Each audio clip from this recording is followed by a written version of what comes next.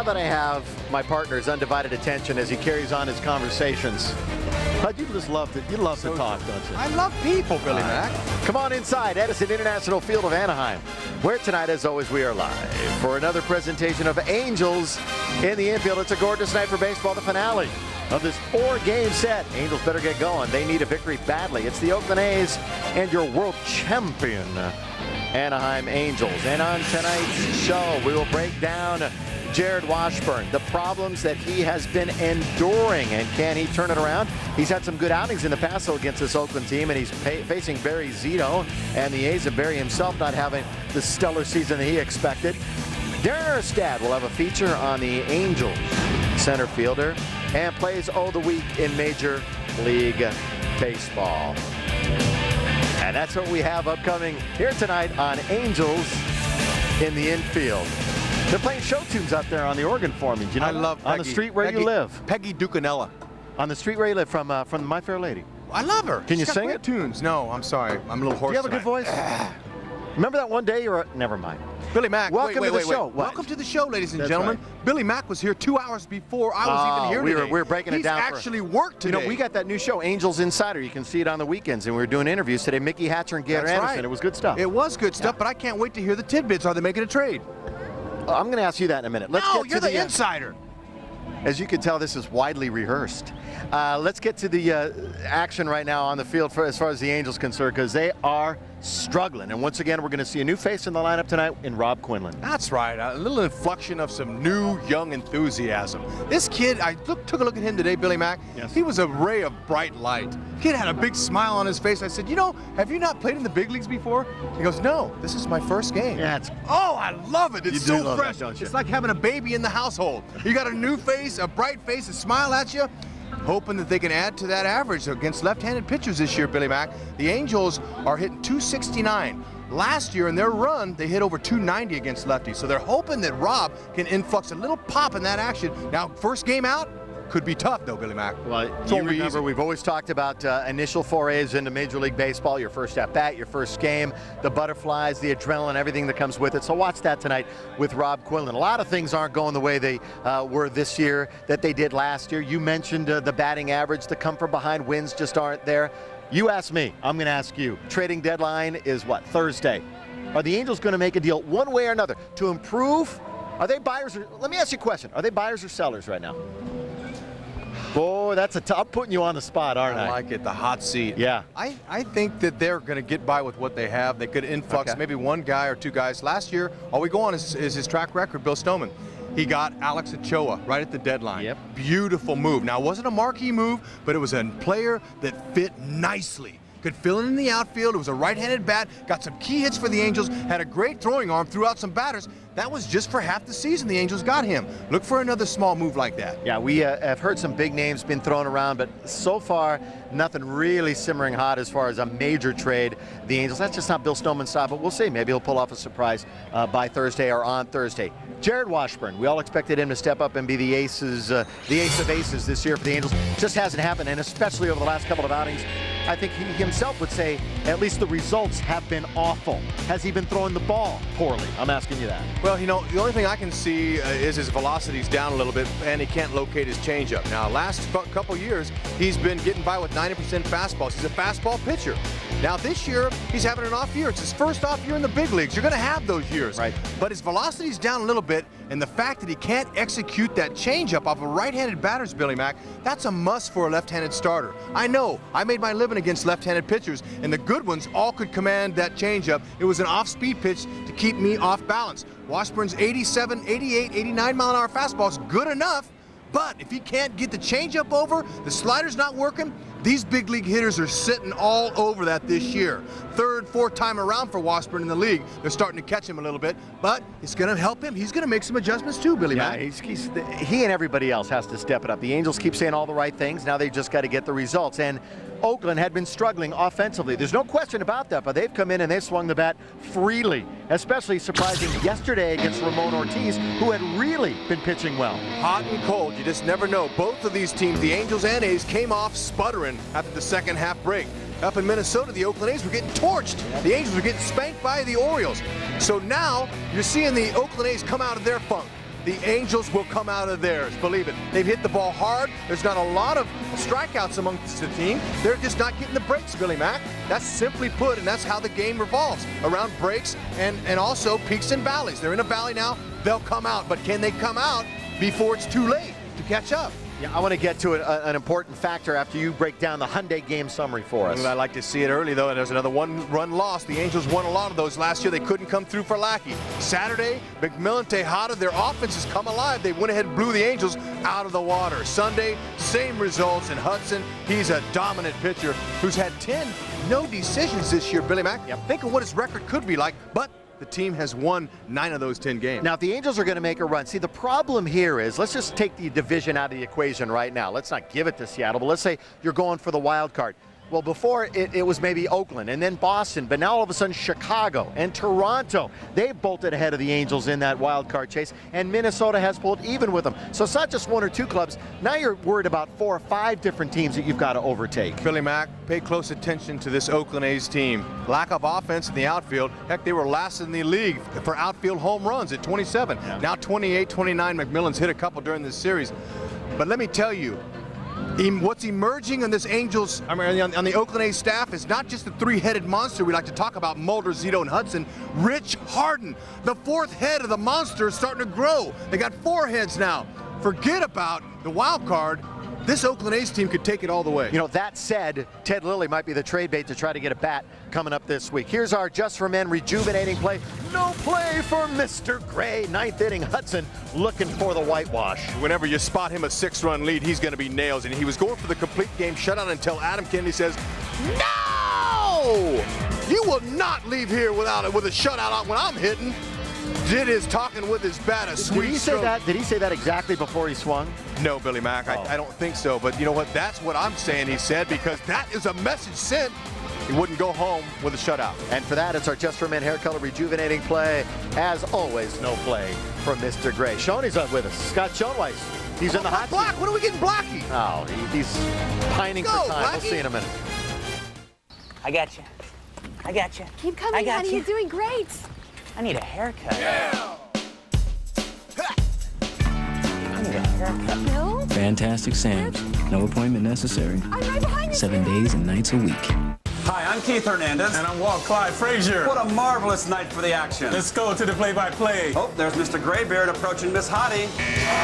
Oh, no. Rejected. Clyde, that's gotta hurt. Yeah, no play for Mr. Gray. Get that man our Just for Men brush-in color gel. It's specially formulated to penetrate coarse facial hair and gets rid of gray in 5 easy minutes. Gets rid of strikeouts, too. Just for Men gel. The Rejuvenator. Dear friends and family, we are gathered together here today. I need a haircut. Fantastic Sam's. No appointment necessary. 7 days and nights a week. Last season, the Halos upset the Bronx Bombers. Now, all-star Alfonso Soriano and the Yankees are hungry for a little payback. It all begins with Angels in the Infield on Fox Sports Net.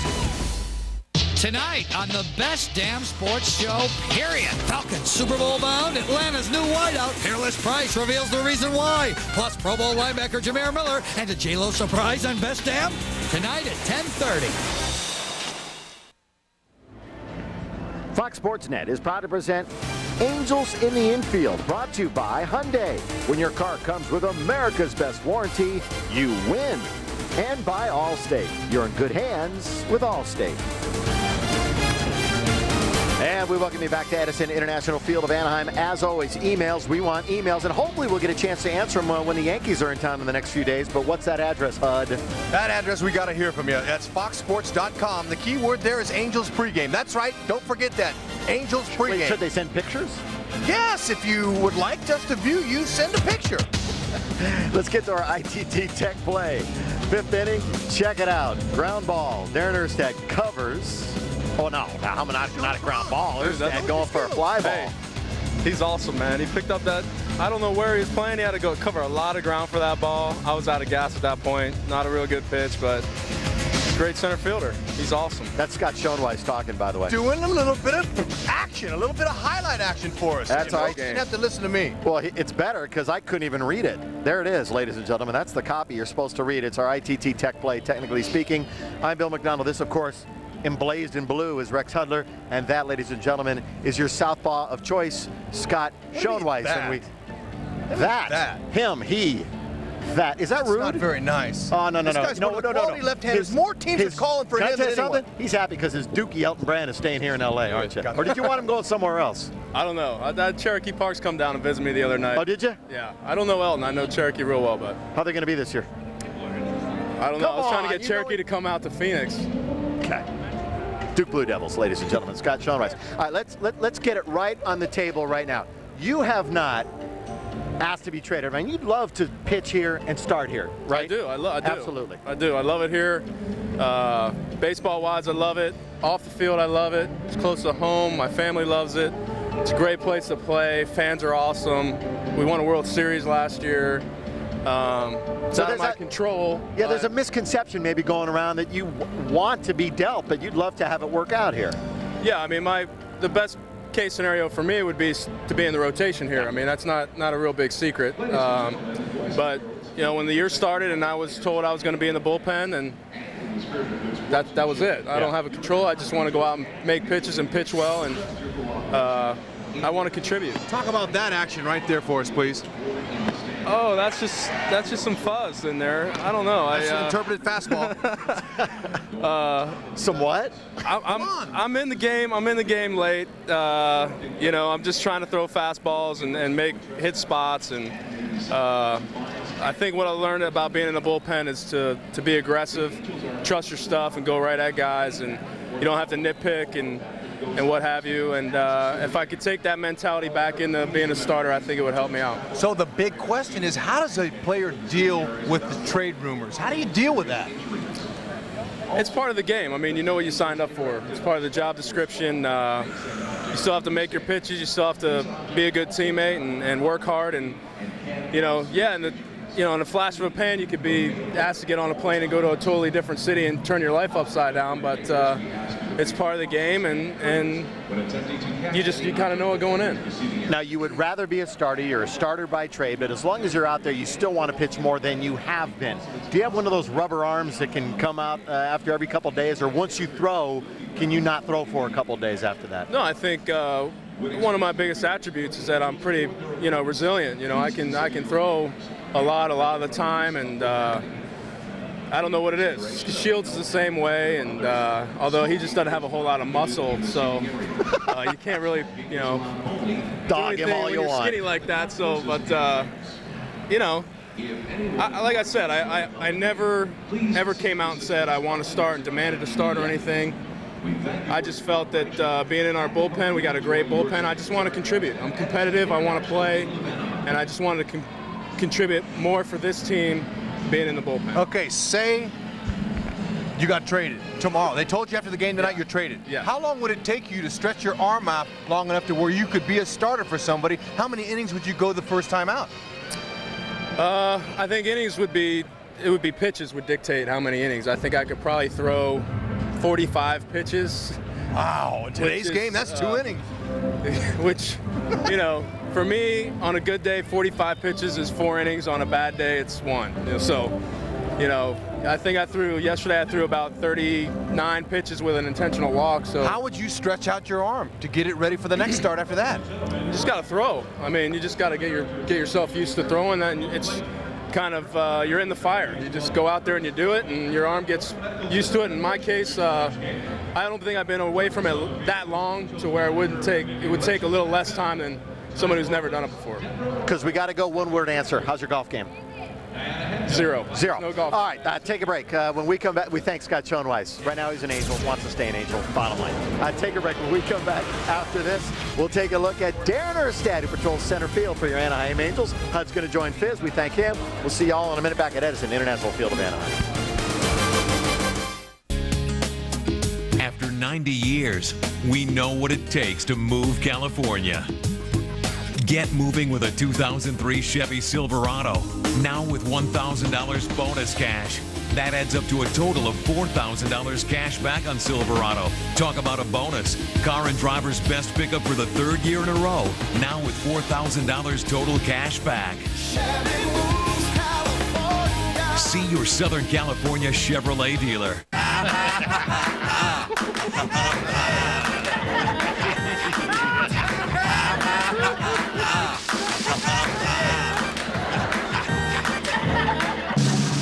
Things between us are just so complicated, so many hassles. I need more me time. What I'm trying to say is, I found an easier way to pay my Cox bill. Online, at Cox.com. Great. Next. That's it, girl. Just move on. There's an easier way to pay with Cox. Go to Cox.com to make an online payment or sign up for automatic monthly payments with Easy Pay. No checks, no stamps, no hassles at Cox.com.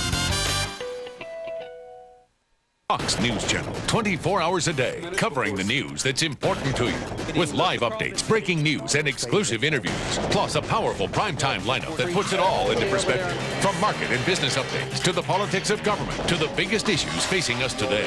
We bring you the latest, clear, concise, complete. The network America trusts for fair and balanced news. Fox News Channel. We report, you decide. Brought to you locally by Bayside Restaurant in Newport Beach. Dining as art.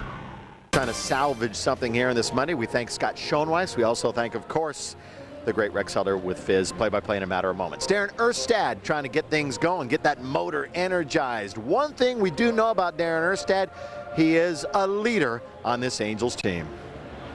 He brings a great leadership to the club, and when he steps on the field, he gives it everything he has. He plays, 100% on every single play, and he just brings an electric energy to the club. It's an energy that's contagious. Darren Erstad is the undisputed leader of the Anaheim Angels. He's a player whose every action is dedicated to the pursuit of winning, nothing else. A player who makes everybody around him better.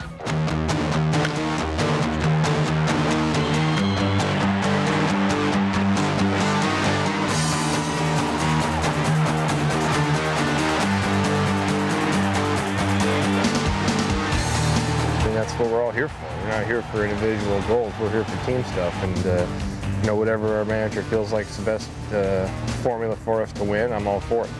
The best formula for success involves a healthy Darren Erstad in the lineup every day. On April the 21st, he was put on the DL with tendonitis in his lower right hamstring, an injury that ultimately cost him 42 games. With his return on the 9th of June, the Angels had for the first time all season the starting lineup that had captured the World Series just 7 months earlier. Any club will say you need to stay healthy to be good, and we've fought through quite a bit of injury so far, and hopefully that's behind us, and now we can get everybody out there and start playing a little more consistently and have a consistent lineup as well. And I think he sets a tone for the rest of the team and how you go about playing the game. He gives you great at-bats, does whatever he needs to do to get the job done at the plate, and obviously in center field, it didn't take him long to get on the highlight reel again. A two-time Gold Glove winner, Darren Erstad is among the game's elite in the outfield. Is he the best center fielder in the game today? Something to consider. From May of 2001 to September of 2002, Erstad did not commit an error. That's 723 consecutive putouts without an error, an American League record for outfielders. I think when the ball goes in the air, just that natural athleticism. He can run, and he has great hand-eye coordination to make those dives, and he's fearless. Going into the walls or whatever it is. So I think all those combine into pretty darn good center fielder. He goes out there and he expects to make every single play when the ball's hit in the air, and you love having a guy out there who's willing to go get anything and sacrifice his body for the job. At the plate, he's an unselfish hitter who does whatever the situation requires. A career .290 batter, Erstad was a key cog in last year's World Series run. A Game 6 homer in the bottom of the 8th helped spark Anaheim's remarkable come-from-behind win. Erstad's a guy that can get hot and do a lot of great things, but I think ultimately he does whatever the situation requires, and he's selfless in that manner, and I think that's probably was our biggest asset last year, the way he displayed that, and I think it set the tone throughout the rest of the lineup. Whether in the field or at the plate, Darren Erstad is a throwback whose reckless abandon is the lifeblood of the Angel Ball Club. He gives it his all on every play and expects the same from every member of the team. he shows by example, by the way he goes out and plays the game with such an intensity that, you know, I mean, it just makes other players just pick up their game. He is a serious guy, and he comes to the ballpark ready to play and preparing to play, and you know, there's not a whole lot of time in the clubhouse where you see him, you know, in a light mood where he's, you know, laughing and joking around. I mean, he's, you know, focused and ready to go. I was given some advice by Gary D'Sarcino a while back, and he said, just be yourself. And that's all I do, just be myself, and whatever that entails. I guess I don't really analyze it, just do what you do. It entails being the first guy at the ballpark and the last one to leave. It means having the dirtiest uniform in the stadium. It means putting your body on the line, not because it looks good, but for the sake of a win. Tim Salmon said it very well, a tone setter. That is exactly what Darren Erstad is. Wants that bat to heat up. You know that glove is going to be flashed each and every night out in center, and he will give it his all on each and every play. We hope you enjoyed that close look at the Angels center fielder Darren Erstad. Take a break. When we come back after this, we will continue our pregame look at the Angels and the A's live here tonight on Fox Sports Net.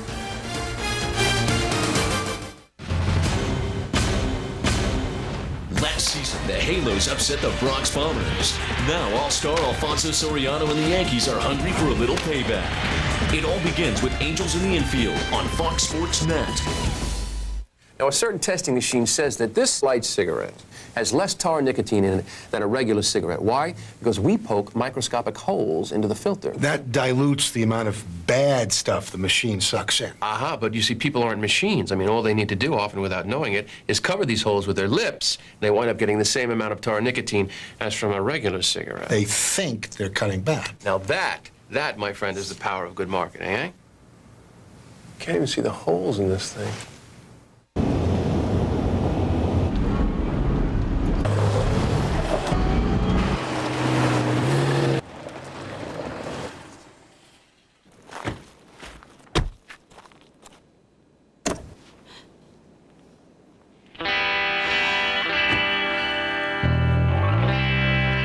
Uses and counting.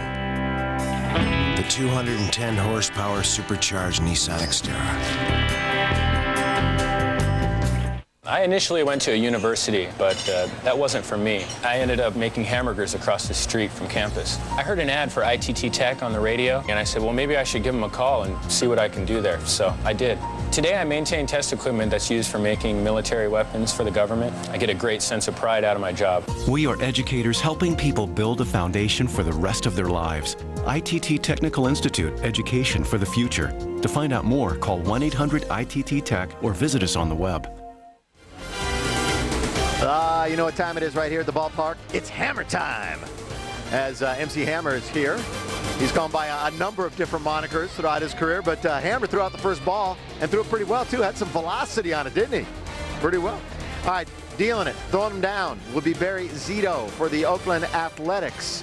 And, of course, for the Angels, we talked about him in detail, Jarrod Washburn. These two guys can deal. We'll just see if they're at the top of their games. We mentioned that Zito has had some struggles. He was basically unhittable towards the end of last year. Remember, August and September, he had that incredible string.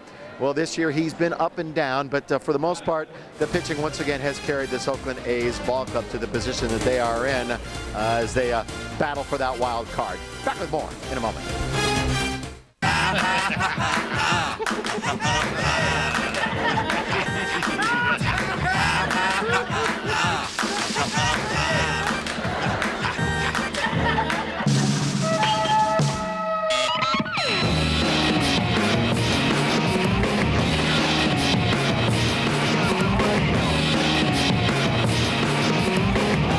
The biggest stories in football are in the NFC, and the NFC's on Fox.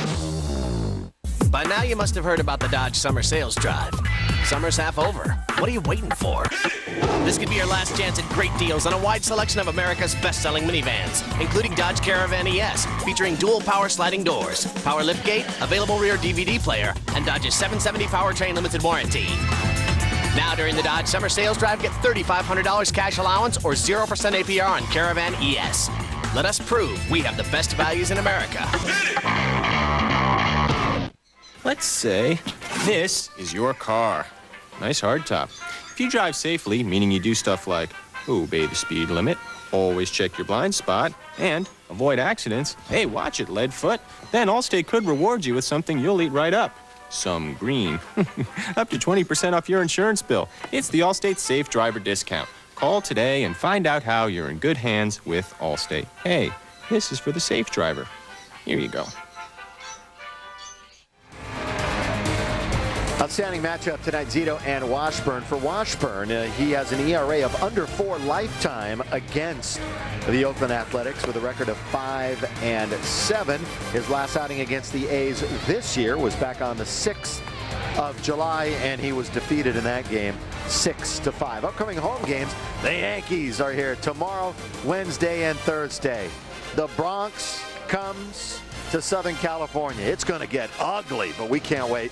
Toronto then Friday, Saturday, Sunday. The Jays will be in town, and then the Angels will hit the road to go to Boston and Cleveland before they come home for 4 biggies against the red-hot White Sox. 714-663-9000. That number again, 714-663-9000 for all your ticket inquiries and purchases. We'll see you again tomorrow. The Yankees are in town. We expect a full house and lots of excitement. 6:30 for yet another edition of Angels in the Infield. Coming up next, all the excitement of Major League Baseball. The Oakland A's in their finale of this series against the world champion Halos. Enjoy the game.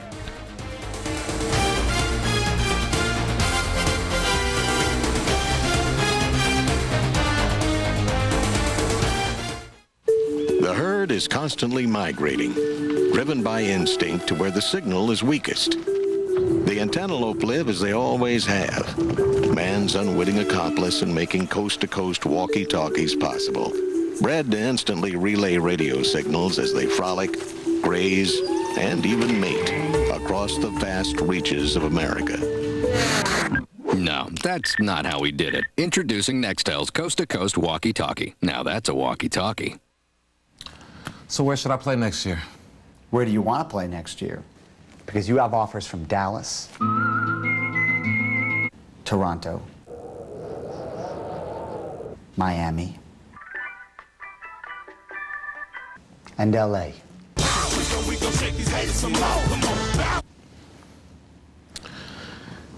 Tell me about LA. Don't filter what you don't need. Keep what's good. MGD. Hi, folks. Terry Bradshaw here with my favorite race car driver, Kerry Earnhardt. Hello, America. You know, Kerry's head's always in his helmet, but when it's not, he likes for his hair to look good. Right, Kerry? Right, but I always Luckily for Kerry, he drives a Supercut supercar. So he knows lots of fast, talented Supercut stylists. Right, Tina? Yeah. If Kerry didn't have Supercuts, I shudder to think what he'd look like when that helmet came off. Couldn't be worse than yours. Hey, be nice. Supercuts. We know how it is.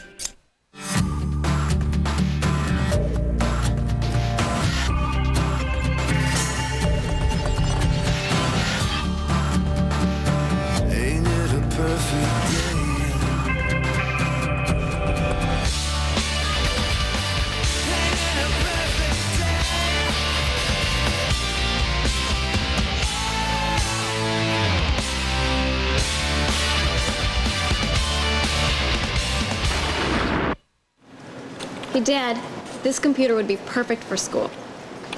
Yeah, but this one would be a lot easier for you to, bring home every weekend. It's that time again.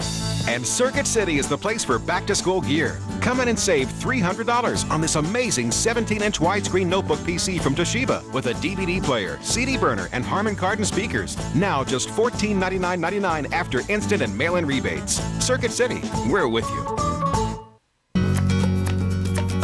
Behind them, a little too much fog. Ahead of them, a few too many people.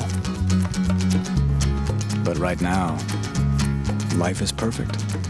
Thanks to purple mountains, fruited plains, and a monumental lease offer on the Acura TL.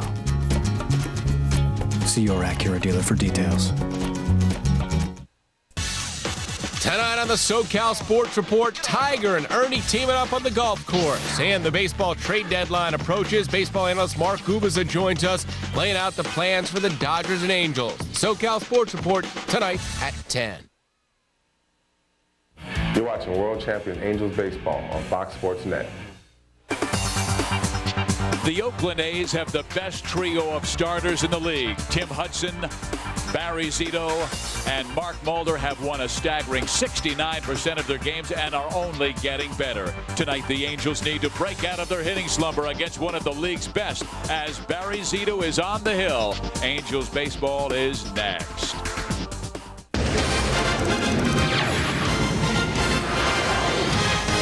Welcome to Edison Field in Anaheim, California for the final game of this 4-game series between the Oakland Athletics and the Anaheim Angels.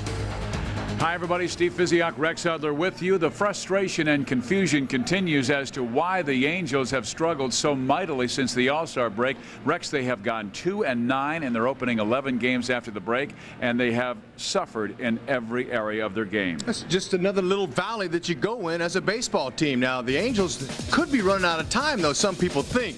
But I was on that team in '95 that lost a 12-game lead, Fizz. The Angels are still in it. You look at that big important status, 0-5 in one-run games. Last year, they were at the top of the league in that category, and that's how they've been losing a majority of these games since the second half started.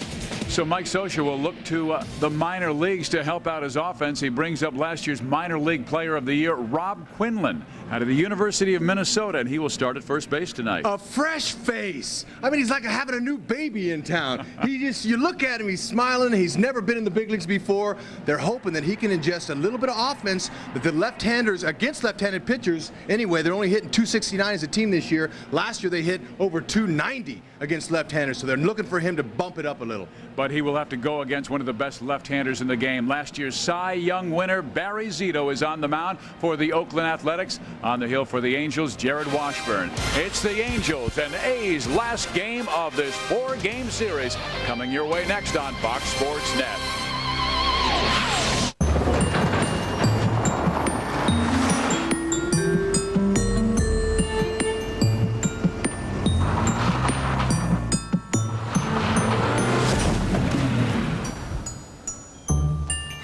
Beautiful.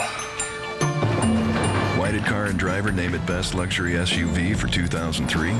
Well, there's this. 4X Motion all-wheel drive. Beautiful. Touareg, the Volkswagen that does what other Volkswagens don't.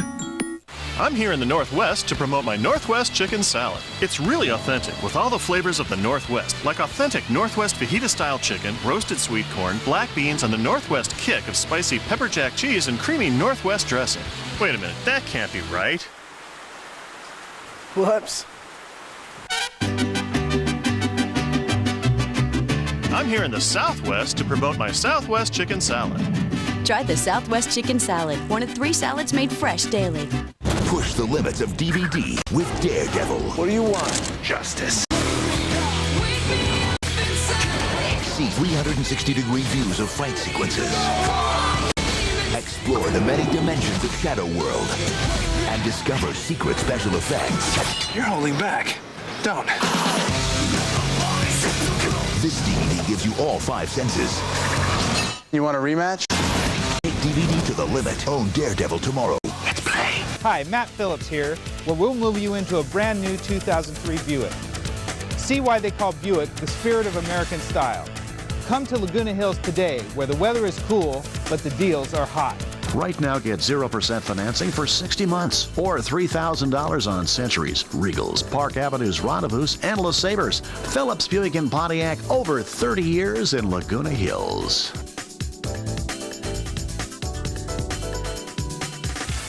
Can I have your autograph?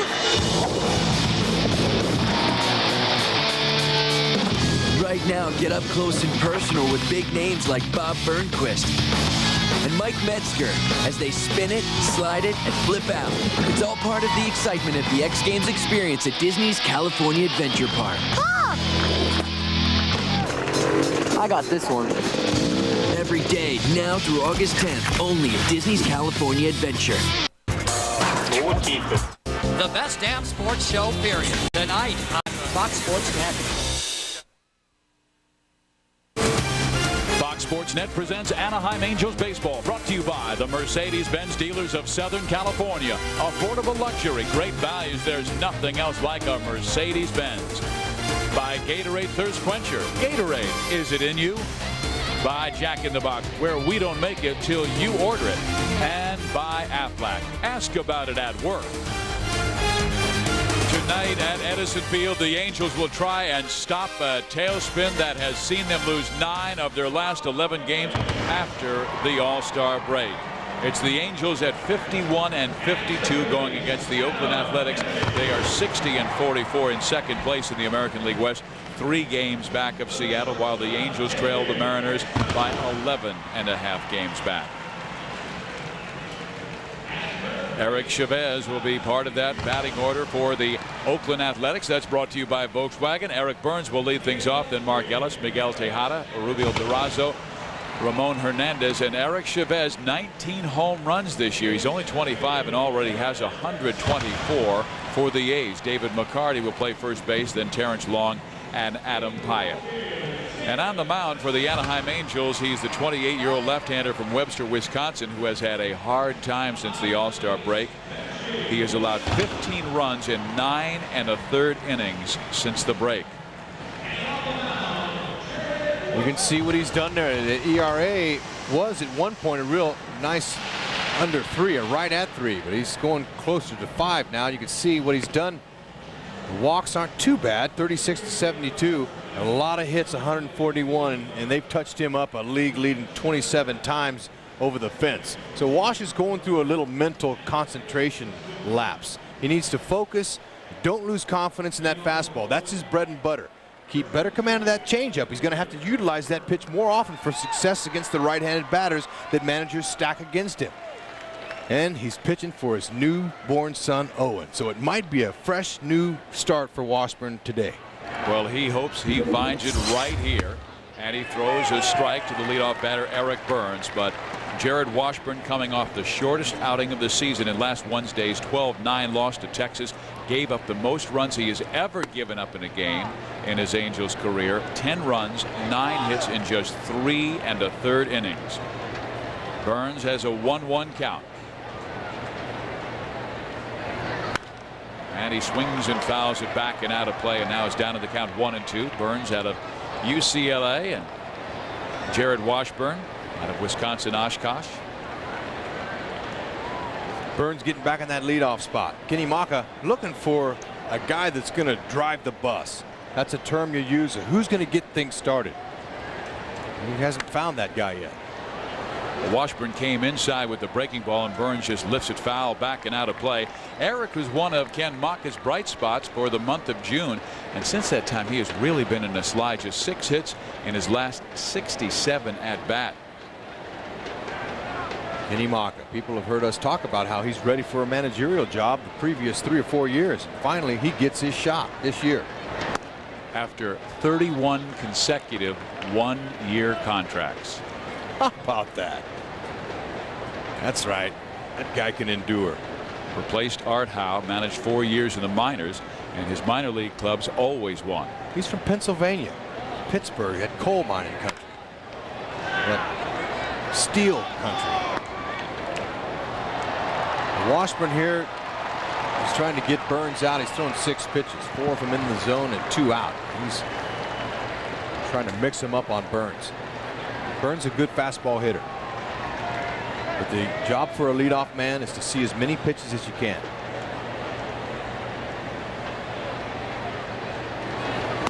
And he strikes him out with an 89-mile-an-hour fastball up and away from Eric Burns. So 1 out to start this ball game, and Burns is gone. And now Robb Quinlan will make his debut in the major leagues for the Angels at first base. Rex. Yes, how about it? Has never played a day in the big leagues. This is his first day in the show. Congratulations.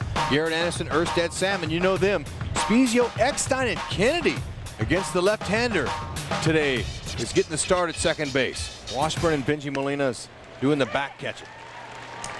Well, here is Mark Ellis, the second baseman. He's only hitting 176 his last 10 games, but has had a couple of big hits in this series. And he takes it outside. 1 ball, 1 strike. Mark Ellis, 25 years old, out of Rapid City, South Dakota. Played his college ball with David Eckstein at the University of Florida, where Ellis was the team shortstop and Eckstein the second base. And it's interesting how they've reversed those roles in the major leagues. Eckstein, the world championship shortstop. Extremely interesting. This is when I came up as a middle infielder, and I know how difficult it is to move from second base to shortstop. Is a very difficult move because you factor in the throw from that side of the diamond. You got to get on top of the ball. Much easier to go from short to second. Ellis towards right field, and that will be fouling out of play, so the count will remain at 2 balls and 2 strikes. But I like the pace so far I'm seeing from Wash. He's only faced, this is his second hitter, but he's getting that ball. He's not thinking, he's firing the ball in there. And that's going to help him keep a good, quick rhythm. Don't think too much out there and go ahead and try to power that fastball. He was very disappointed in his last start against the Texas Rangers because the Angels had scored 4 runs in the top half of the inning, and then Washburn went completely through the lineup, and when he left, they had scored 2 and they would score 4 more in the next frame. There is a shot down the left field side, and that is an extra base hit into the corner. Racing to second base is Mark Ellis. That's just a sweet piece of hitting right there, Steve. That's all that is. Washburn executed his slider down low, but Ellis just dropped the head of that bat right on it. It's Ellis's 21st double. Look at that head position. This ball is right where Washburn wants it, at the knees. A little bit too much of the plate, though, could be the only mistake on that, but still good hitter and good hitting there.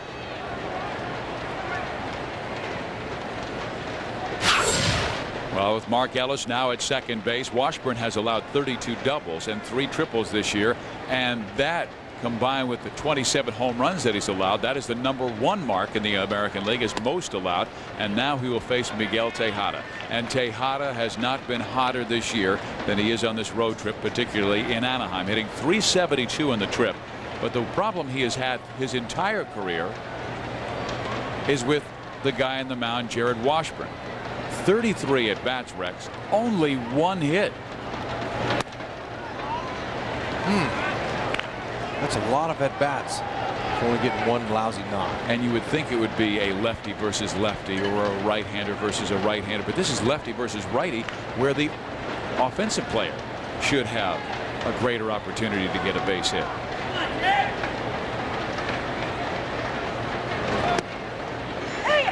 An off-speed pitch in the inside corner, 2-1. Looked like he took something off his slider there. That was a get-me-over slider. I don't think that was his changeup. That's a nice pitch.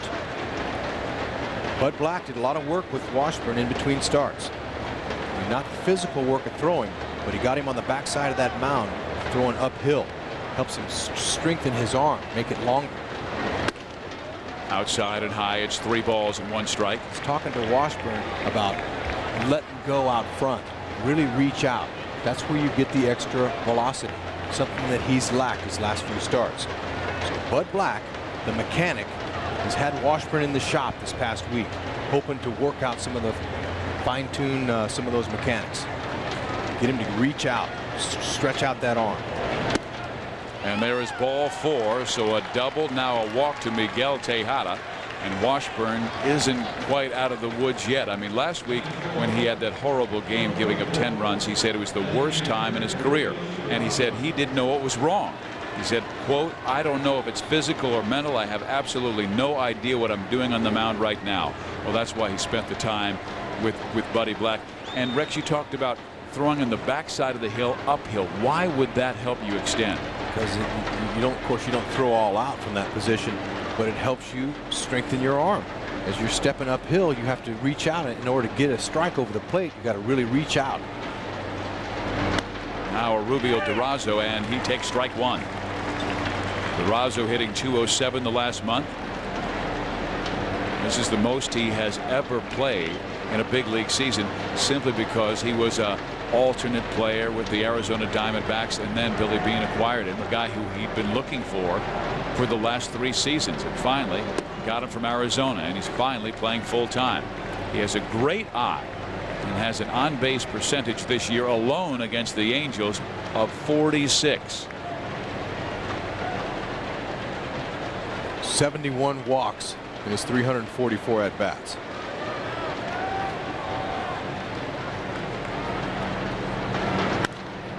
Durazo pops it up left side. Spezio gives chase, but he will run out of room. It's right on top of the Angels dugout. DeRozzo's second in the American League in walks behind ex-athletic Jason Giambi. They had some guys with great vision at first base for years. First Mark McGwire, he would walk a lot. Then of course Giambi, and now Scott Hatteberg has been at first base along with DeRozzo this year. DeRozzo right now their everyday designated hitter.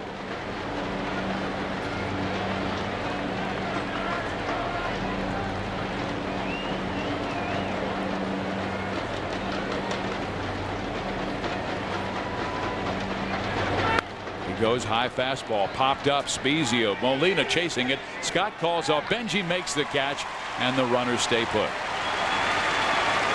I like that whole pitch sequence there we saw from Washburn. Threw him some get me over sliders, and then he came up and in with the fastballs and got him. Watch him how Molina's moving in. The location was good. It was inside and up. Jammed him. So Washburn still has 2 A's in the base pass. Now 2 out though, and he will face a right-hander, Ramon Hernandez. It's Ellis at second, Tejada first base. Hernandez has been tough for Washburn in the past. Watch out for the first pitch. Ramon usually likes to swing at it, but this time he takes. As Washburn expecting him to chase the fastball, he took a little bit off. 14 home runs this year by Ramon Hernandez, and 8 have come on the first pitch of an at-bat, including his home run yesterday. Here's the fastball that just misses inside. 1 ball, 1 strike. Oakland has won 4 in a row since starting the road trip after the All-Star break. 2-5 at Minnesota, Kansas City, and Seattle. And that man Barry Zito, who will start tonight, has not won a game after the All-Star break. This is Washburn's 25th pitch this inning, and it is high and outside 2-1. Still does not have his command or his release point.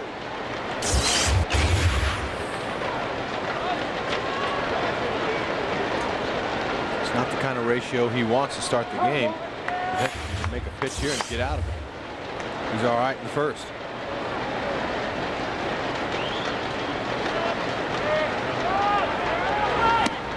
Well, he throws the high fastball, and Hernandez chases it well out of the strike zone, and the count will even at 2 balls and 2 strikes.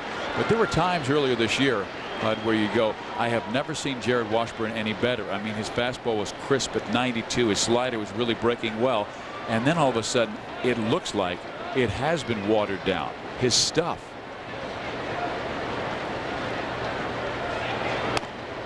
Well, he's going through his first real struggle as a big league pitcher, and so a lot of it's mental. And he said in the article after his last start that, well, I don't know if it's physical or mental. Well, it's a little bit of both. And the confidence we talk about every night plays in Washburn's hand right here, and it's lack of right now. He doesn't have the confidence. Well, he throws a great pitch there and gets Ramon Hernandez, but Ramon just tips it foul and out of the glove of Benji Molina, so it'll stay at 3-2. You know, I knew Washburn's wife was pregnant, but I had no idea that the baby was due so soon. So maybe there was a little bit of, you know, he was a little bit upset being an expected dad. I mean, you know, he's worried about his wife and things that could play into it. Wife Carrie giving birth to Owen this past week. Healthy baby, and they're so excited to have 2 sons now, Jack and Owen. Congratulations. Wash. And you can see him, he's slowing down the tempo of this game here. It's a 3-2 count. It's a big pitch here. Don't want to face Chavez. He throws a fastball right by Hernandez, challenged him and got him in on the strike zone and strikes him out. Washburn leaves 2, and here come the Angels on offense.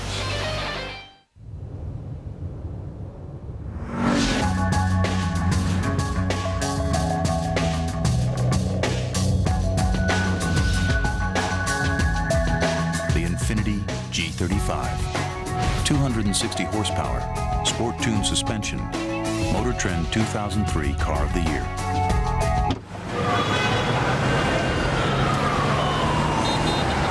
A dream to drive.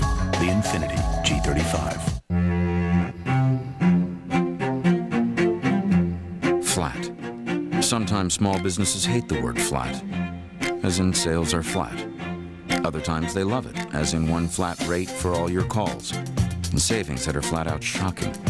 Introducing SBC Business Unlimited. Unlimited local, toll, and nationwide long distance for a flat $58.99. Guaranteed. SBC, seeing small business differently. Just like the summer, the Dodge Summer Sales Drive is half over. Time is ticking away.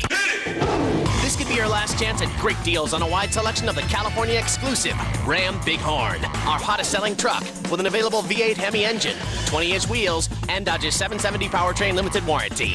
Now, during the Dodge Summer Sales Drive, get $2,500 cash allowance or 0% APR on the Ram Bighorn. Let us prove we have the best values in America. Bottom of the first inning here at Edison International Field. Oakland and Anaheim, the final game of this 4-game series. And let's check out the Volkswagen batting order for the Angels. David Eckstein, Darren Erstad, Tim Salmon will hit third, and Garrett Anderson fourth. You see what Salmon has done not only in this series, but half of his home runs have come against the Oakland A's this year. Sean Wooten will bat fifth, then Benji Molina, Scott Spiezio, Robb Quinlan, and Adam Kennedy. The starting pitcher for the Oakland A's will be Barry Zito, 6'4", 205-pound, 25-year-old lefty out of the University of Southern California. Our Dodge scouting report, Rex. He's 8-8. That's not a familiar sight for numbers for this guy. Cy Young last year.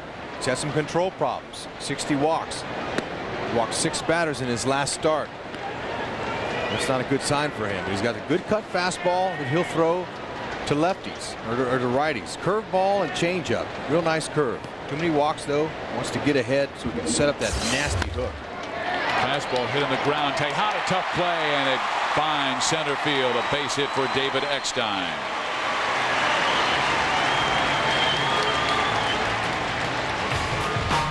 The old helicopter high chopper over the infield. Here is the Oakland A's defense, Rex. That's right. It's Adam Pyatt in left field getting the call tonight. Eric Burns in center. He's a burner. Terrence Long, Chavez, Tejada, Ellis, McCarty. That's David McCarty at first base. Ramon Hernandez doing the back catching, and Tejada. There he is. Only 3 errors in the last 71 games. He's solid. Nice throwing arm, slick hands, and he's got some pop.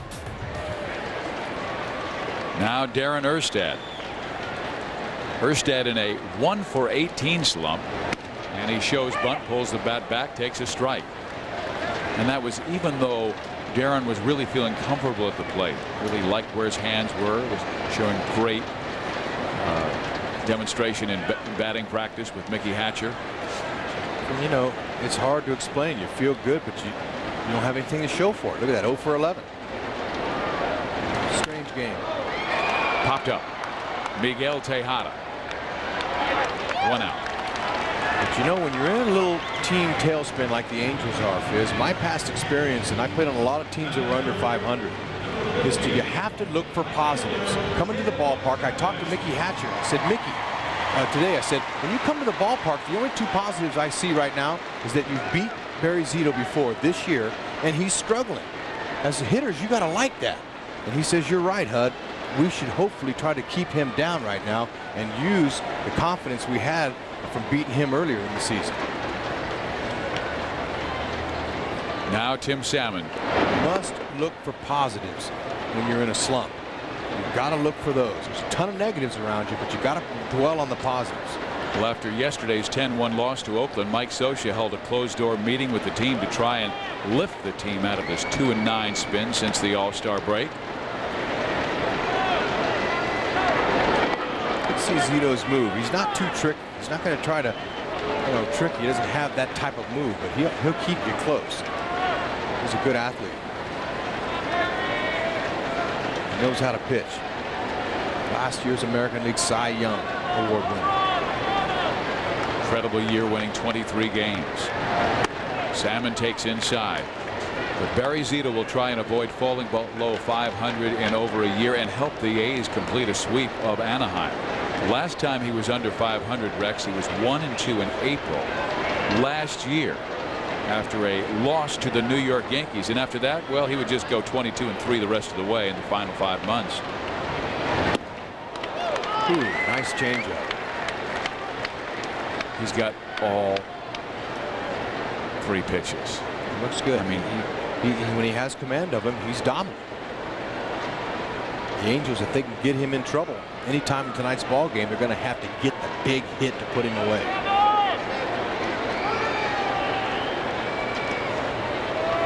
Good ball coming. And he misses high. 2 balls and 1 strike. But Bank of America higher standards. You see Oakland Cy Young winners. Vida Blue got the first back in 1971. Catfish followed him just 3 years later. Bob Welch, a 27-win season. And Dennis Eckersley, one of the greatest closers in the history of the game, finished with an ERA that was under 8.08. Ooh. Fastball that comes inside. That's the cutter. Hitters, they look for anything they can get on the pitcher. A tendency, any tendency. Watch Zito wiggle his glove. See the fingers wiggling? Hitters watch that intently. And Zito knows it. That's why he does that. He tries to wiggle on every pitch. That way the hitter can't guess with him. If you get a pitcher who wiggles his fingers on just a couple pitches, that's how he tips his pitches to the hitters. He's thinking changeup, like he's going in to grip that baseball. Right, in the changeup grip, you go in with more of your palm, so you have to widen your glove. They call that fanning. He's fanning the glove.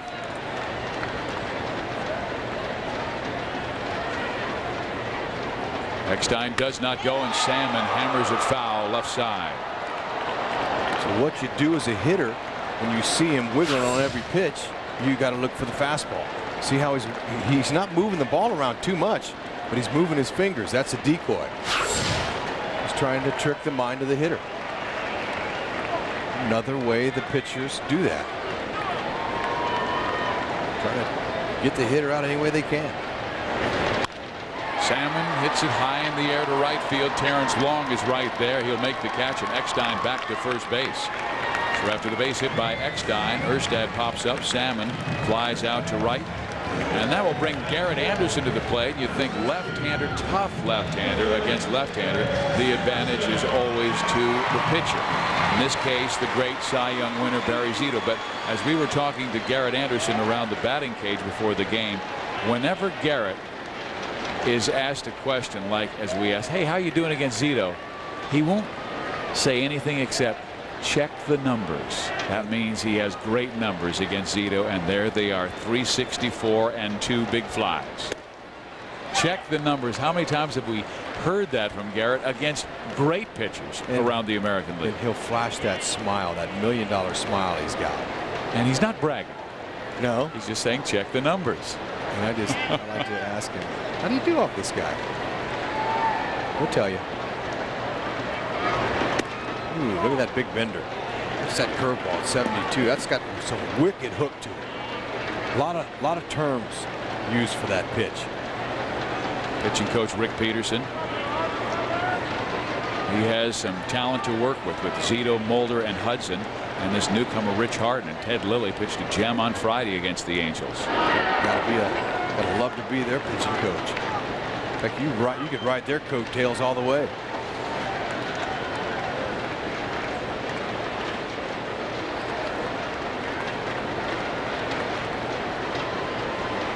GA looking for the mistake here. Ooh. Still does not have the good feel for that curveball. And that's one of the reasons that he walked so many batters in his last start. He's 0-3 in his last 4 starts, allowing 13 runs. That's not bad in 27 1/3 innings. Rex, you look at the hits allowed, and it's not that much, but it's the walks you talked about that have really hurt him. It cost the A's some victories. Anderson pops it up. David McCarty. He makes the catch. The inning is over, and we will head to the second inning of play. Washburn and Barry Zito. After 90 years, we know what it takes to move California. Get moving with a 2003 Chevy Silverado, now with $1,000 bonus cash. That adds up to a total of $4,000 cash back on Silverado. Talk about a bonus. Car and Driver's best pickup for the 3rd year in a row, now with $4,000 total cash back. Chevy moves California. See your Southern California Chevrolet dealer.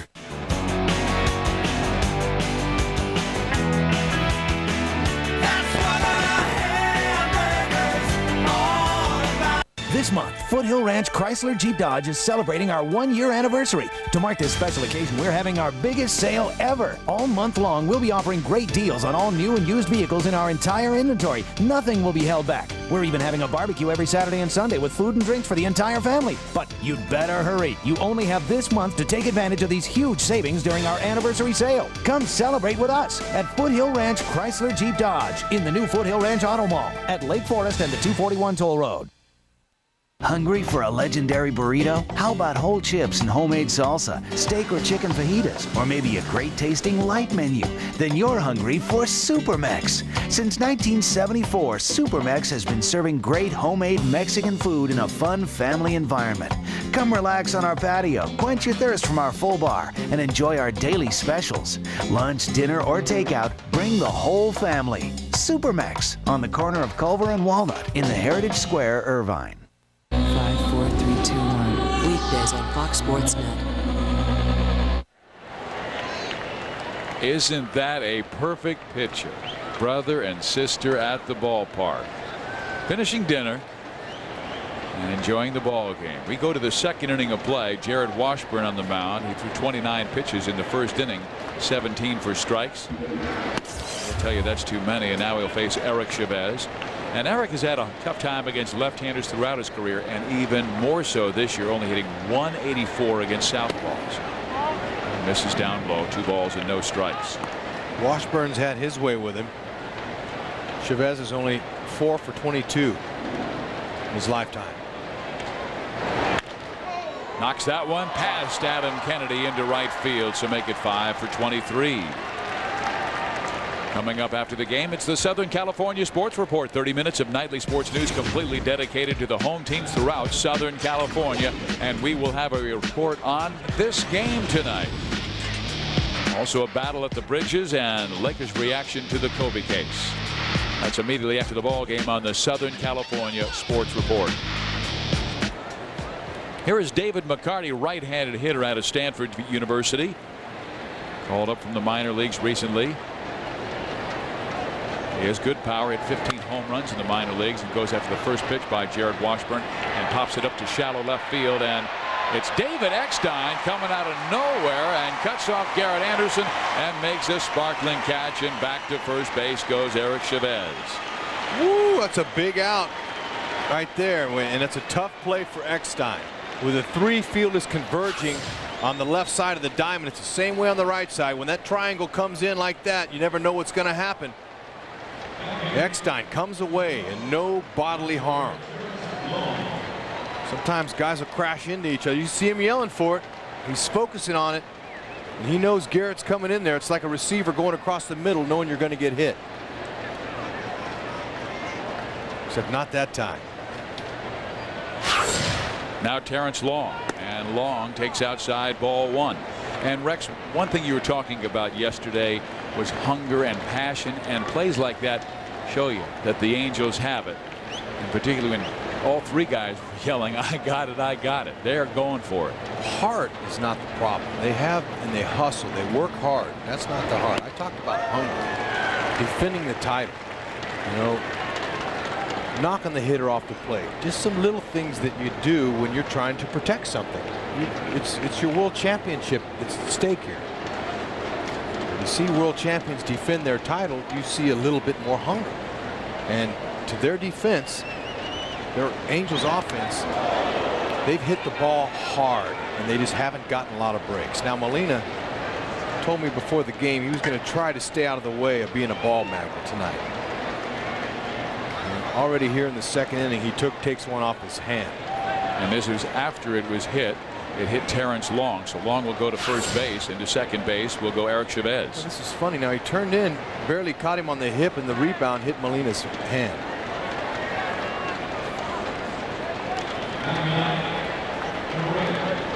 But Rex, I do like the fact that he is coming inside more today than we saw him against the Texas Rangers. Benji got the worst of that, not Mr. Long. Benji should be at first base for the pain that He suffered on that play. Now Adam Pyatt. And this guy has very good power, but he's an all-or-nothing guy, Rex. He had 4 strikeouts in Saturday's game. And when you look back at what he's done, let's say the last week, 22 at-bats, 7 hits, and 12 strikeouts.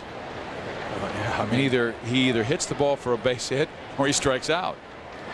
Well, as little playing time as he gets, that's okay. He's spot starting. And he's a power hitter. He only has 3 home runs, got 9 doubles. But you mentioned it, 24 strikeouts and 82 at-bats. It's not a very good ratio for a hitter. He was known for incredible power in the minor leagues, 39 home runs one year with 135 RBIs for Midland and Double-A. Washburn teases him away, and the count goes Pyatt's way, 2-1. Jarrod Washburn last year posted career highs with 18 wins, starts, best ERA 3.15, innings pitched, strikeouts were all career highs for him. He gets a good fastball in there. It's 2-2.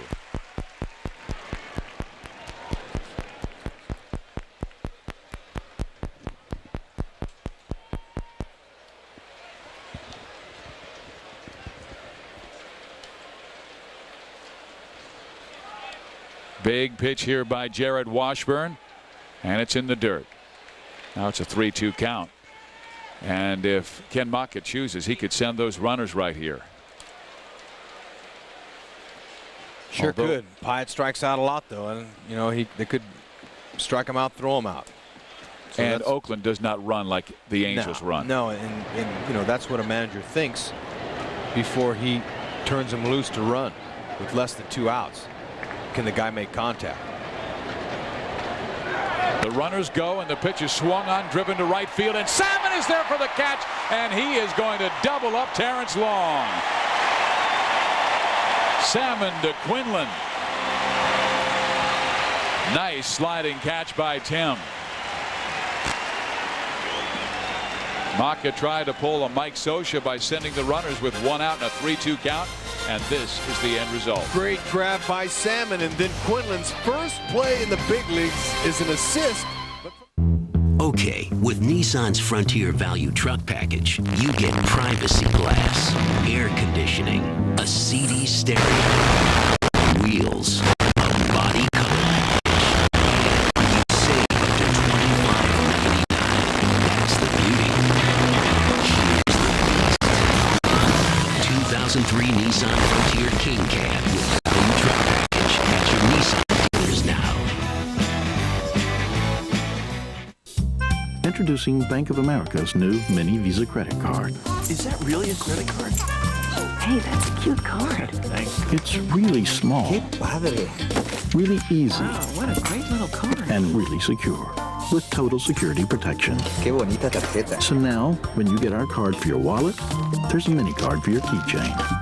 What a great little card. Only from Bank of America. Higher standards. You're looking at heat pasteurization.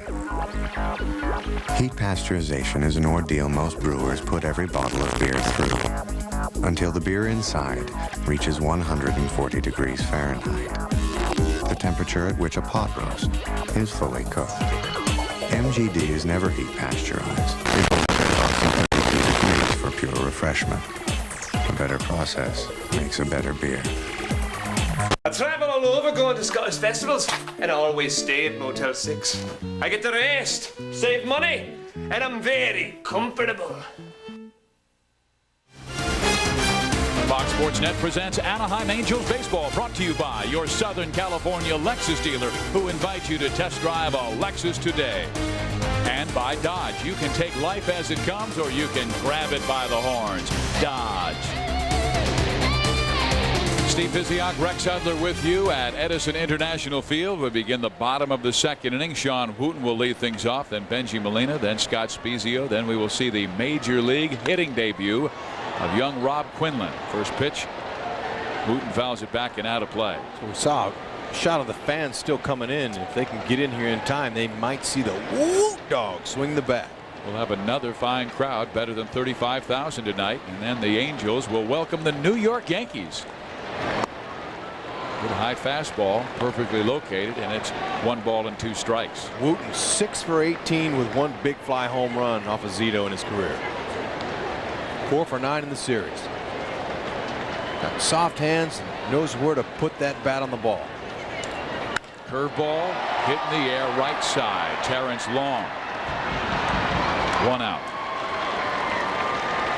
The Angels take on the New York Yankees at Edison Field. All of their equipment is already here as the Yanks are in town, and it will be Tuesday through Thursday. All fans attending tomorrow night's Angels game will receive a pair of Troy Percival Halo sticks, courtesy of the Automobile Club of Southern California and Radio Formula 950 XKAM. Maybe it's time to remind the Yankees of what it's sounded like last year in the American League Division Series, when every game featured the Halo sticks and the Halo fans were rocking. Zito's going with a lot of first pitch fastballs, getting ahead. That's what he has to do, to stay away from the walks. So that big curveball, the only one he's thrown so far in 2 innings was the one Wooten just hit. It was a hanger. Wooten struck that ball just right. We'll go back to the fastball. Benji was on it, but fouls it straight back. So Zito appears to have a little extra zip on his fastball.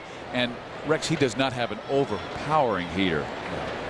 No, he's not, but he's good with his spots when he has command. It's a better command of the change than the curve right now. Time he went fastball and pops it up. Tejada calls everybody off, and Miguel makes the catch for the 2nd out. Remember, this time of night with the twilight and everything, not every ball hit is a can of corn. Sometimes those hitters will lose that in the cloud cover or the twilight in the evening. And all 5 Anaheim outs have been in the air. Now Scott Spiezio, a former Oakland A, came up in their organization, and he takes a curveball and a dandy. Probably the best of the game by Zito. He backed all the way down to 69 miles an hour, and it really bent hard on the outside corner. In there. Nothing in 2. I used our term that we learned the meaning for the other day through the emails. Can of corn. We found out what that meant. Now, we all know what it is. They say a can of corn means a routine fly ball, but we learned where it came from, and we're learning more. We got more emails. Well, for those fans who may not have been with you, you can tell it happened at the old grocery store a long time ago. We said the game's been played for over 160 years now, and the grocer, yes, you're right, he couldn't reach the can of corn on the top shelf, so he had a stick that he would get, and he would get the can of corn, and he would get it to the edge, and he would tip it off into your hands and catch it. Nice easy catch. Yeah, they called that a can of corn. We have some other interesting emails we can learn from tonight as well. We'll share them with you. Zito's 1-2. He goes fastball, and again it is knocked foul by Scott. And if you would like to email us a question tonight, you can email Stephen Rex at foxsports.com. The keyword is Angels Booth. We had some great emails that we will read throughout tonight. And we're also going to be talking to Jeff Mathis, one of the Class A stars for the Angels, will be dropping by in the 3rd inning. Zito goes fastball away. 2 balls, 2 strikes. Spiezio with a nice at-bat working here. Fouling off some real close pitches, taking a close one. And then he hits it to the right side to Mark Ellis, the first time an Angel has hit the ball on the ground in this game. And the result is a Zito ground out.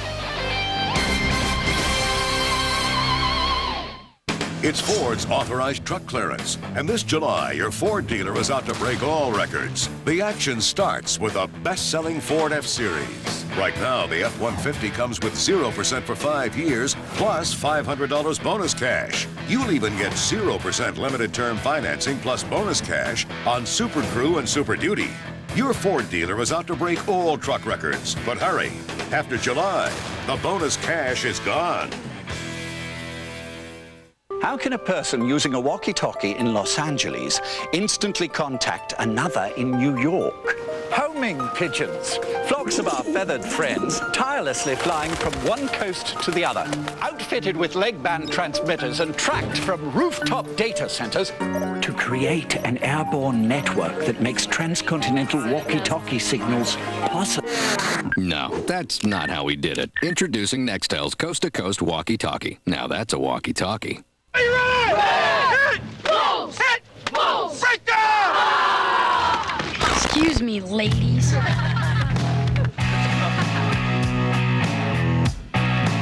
ML350, with optional seating for 7, has arrived.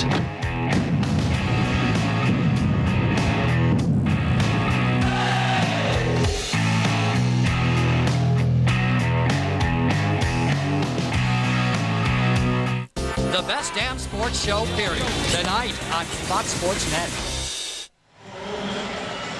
Oakland, Anaheim scoreless in the third inning. Steve Fisiak with Rex Hudler, and tonight is Rancho Cucamonga night. And what they're doing is they've invited some of the Class A ball players, and this is one of the most talented young prospects in the Angels organization. Jeff Mathis, he is our catcher at Rancho Cucamonga, hitting .324 Rex. And Donnie Rowland, the scouting director, just praises his work habits and how well he has played. Adam Kennedy will take care of the first Oakland A in the third inning. That is Eric Burns who pops up. But Jeff, tell us what kind of season Rancho Cucamonga is having, because Donnie predicted big things from that Class A team. We've been having a good season so far. We ended up winning the first half, and got ourselves into the playoffs, and just hoping to keep the winning streak going on into the playoffs and have a good second half, and just keep the winning up. Jeff, you were signing autographs today at the big league ballpark. Heck, what was that about? That was nice. They had a little booth set up for us out there, and we just signed a couple of autographs for the people, the fans that came by, and just had a little 30-minute session out there for the fans. Well, Jeff was a supplemental pick in between the first and second round, and a steal that many scouts that we've talked to throughout baseball talk. There's a ground ball hit to David Eckstein, and he will throw out Mark Ellis, the guy he played with at the University of Florida. But Jeff, all the scouts went down to see a young pitcher by the name of Alan Horn, and Donnie Rowland said he came away saying, "Who is the catcher? Man, I love that kid." So he drafted you, and he was hoping you would last until the 33rd pick. Can you talk about that experience, because you didn't go into your senior year a top prospect, did you?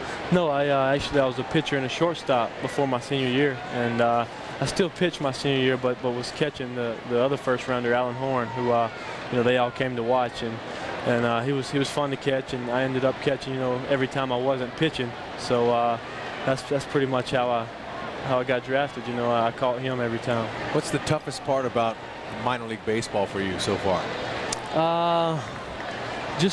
I would have to say the long season, the 140 game season, and trying to get through it, and keep your weight up and your strength up, and that's what I had to say is the hardest part. How about the Futures All-Star game? Was that exciting to play in there at Chicago? Oh, it was great. They treated us first class, and you got to play in a ballpark like this, and just it was amazing. Does it get you hungry at all? Do you want to? Yeah. You want to get back real up here? hungry, real hungry. How do those McDonald's meals at midnight taste? Wow,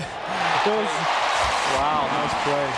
Tejada lines one to Adam Kennedy. Jeff, if you'll stay with us, we'd like to talk to you a little more at the other half inning because of the other prospects that you have down at Rancho Cucamonga. We'll be right back. Tonight on the Southern California Sports Report, analysis of possible trade moves the Angels and Dodgers could make as the deadline approaches, plus what teammates and other NBA stars are saying about the Kobe Bryant case. SoCal Sports Report tonight after the game. Last season, the Halos upset the Bronx Bombers. Now, All-Star Alfonso Soriano and the Yankees are hungry for a little payback. It all begins with Angels in the Infield on Fox Sports Net. At Supercuts, we understand guys. Yeah, I don't really have a lot of time or cash, but you want hot women to think you do. Yeah. I don't know, something that's just Makes you look more complex than you really are. Yes, that's it. Sort of spiky? In a conservative, I have a job and don't live in my parents' basement kind of way. Yeah. Even though you do. That's right. Oh, yeah. I'm so hot.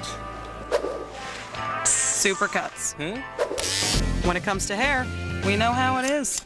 Introducing Arby's new Market Fresh 5-Star Club. Oven-roasted turkey and ham plus 2 cheeses on new Harvest White bread. What are you eating today? This heat is too much.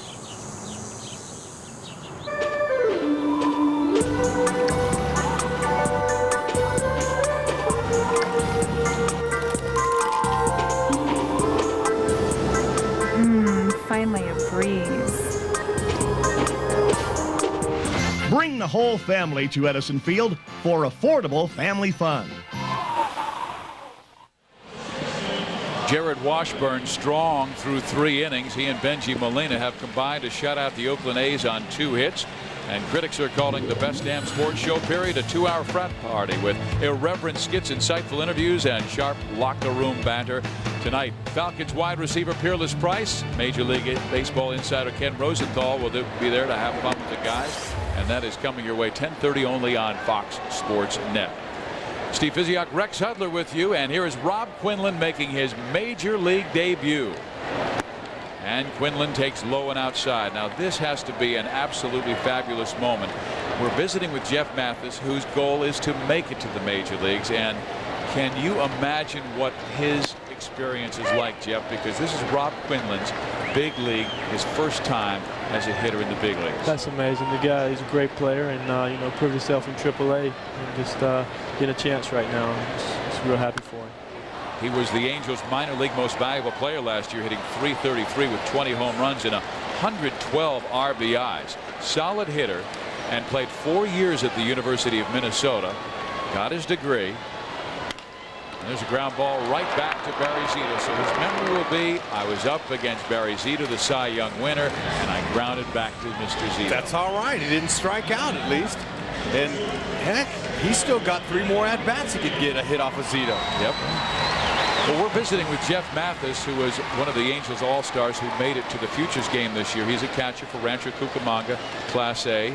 And I wanted to ask you about some of the other athletes. Right now, Dallas McPherson is just tearing the cover off the baseball. Could you tell us about your third baseman? Yeah, he was struggling a little bit there early in the season, but in the last 2 weeks, it's just been unbelievable. I haven't seen anything like it, to tell you the truth. We had a streak where he hit like I think it was 8 home runs in like 10 games or something like that. But I live with the guy, and I know what he's been going through. I'm just happy for him, and he's seeing the ball real well right now. Hitting over 300, but Jeff Mathis, just 20 years old, first-round pick in 2001 by the Angels.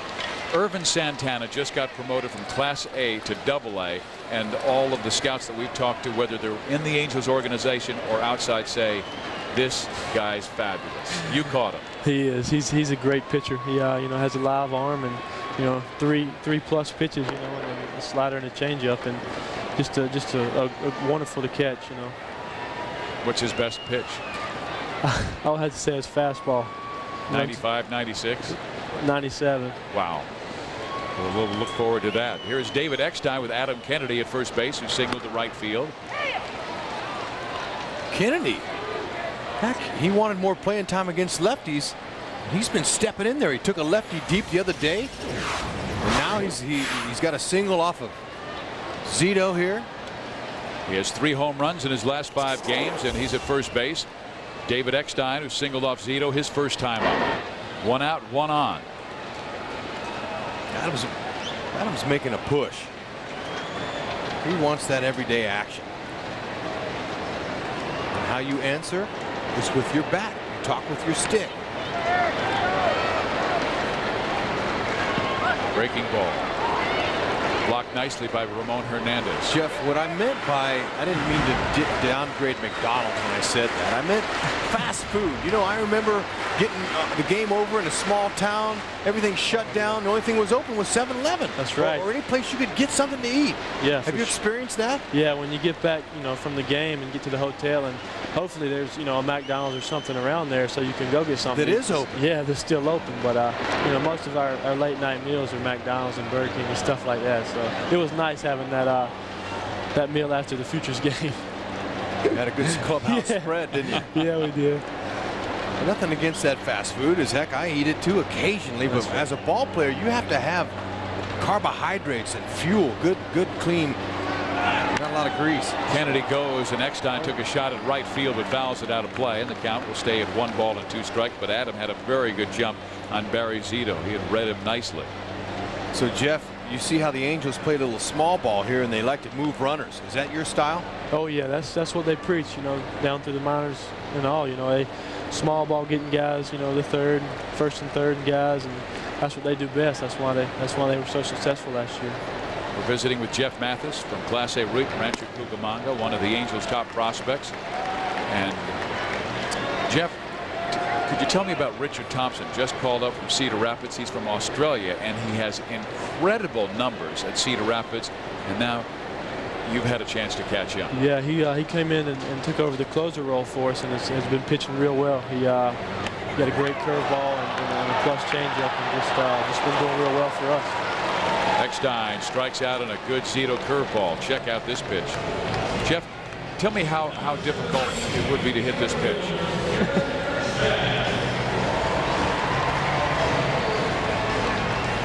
Oh my goodness. Ooh, that's a big league hammer. That is a big league hammer. He's got the best we've seen. Yacker. Jeez. Hook. Yellow hammer. Jelly legger. A lot of terms, Jeff. That's right. You're learning. 20 years old. Man, Fizz. Be 20 again. You know what it takes to get there now, don't you? A lot of hard work. That's right. You know they're not going to give it to you. You put up the numbers. That's important. But you hope like heck you don't play 6 years in A-ball and 10 in the minors. And Rex is talking from personal experience. You don't want that. But if you take it, that's fine, but never give up. That's right. Believe you can get there, and you will. And enjoy it. This guy didn't spend much time in the minor leagues. Darren Erstad. He was the first overall player taken in the 1995 draft and had a little bit of time in the minor leagues, a year and a half, 29 games in the minor leagues in 1995, and then he would leap to the majors in 1996. That's awesome. It's hard work. He's a hard-working guy. Oh, he's got skills. Yeah, he does. But he is one of the hardest workers you will find in the game, one of the most passionate players. Focused, intense. And he tied the big league record for most hits in a playoff last year with 25 in the 3 series against the New York Yankees, Minnesota Twins, and the San Francisco Giants. Popped up left side. Miguel Tejada takes care of Erstad. And Jeff Mathis, thanks so much for dropping by. Thanks for having me. Continued good luck, and we hope to be broadcasting your games in the near future. All right. Tell my ex-teammate Bobby Meacham I said hi. I sure will. I'll take care. All the best. Thank you.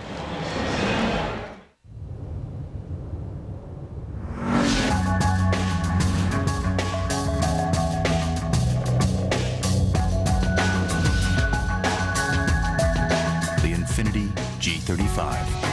260 horsepower, sport-tuned suspension, Motor Trend 2003 Car of the Year.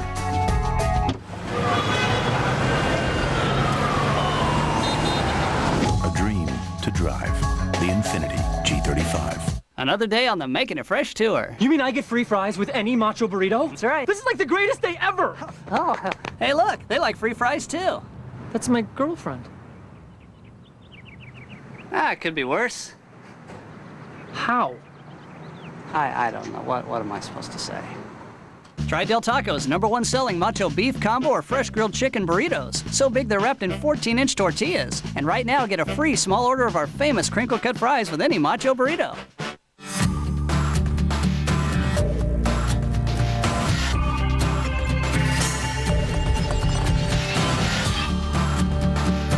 Ain't it a perfect day?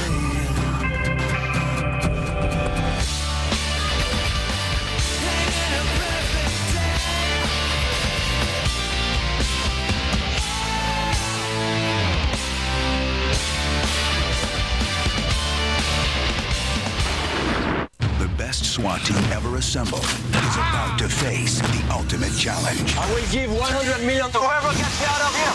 They're coming out of the woodwork. We're at a whole new level. Okay, guys, this is what we trained for. SWAT, rated PG-13, opens August 8th. Man, they have the whole crew over there. Terry Francona, Rick Peterson, Barry Zito talking about the execution in the last inning. And now Jarrod Washburn will go to work, and he has pitched very well since laboring through the first inning. Jarrod Washburn threw 29 pitches in the first inning, 13 in the second, only 5 in the third, Hud. So this could be a 3-pitch inning. Let's see. Well, all of a sudden he's going to go right past that. Yeah. It's all right. So far, 2 hits apiece from both teams. It's a pitcher's duel. Rubio Durazo will lead things off in the top of the 4th inning. Then Ramon Hernandez, then Eric Chavez. Good slider, and Rubio Durazo was looking for that fastball, and a splendid breaking ball thrown by Washburn. 1 ball, 2 strikes now.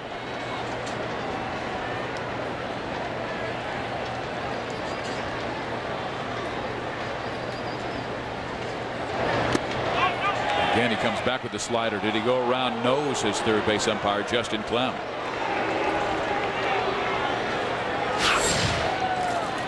Did he go? There's home plate right here. His bat head's got to cross that area.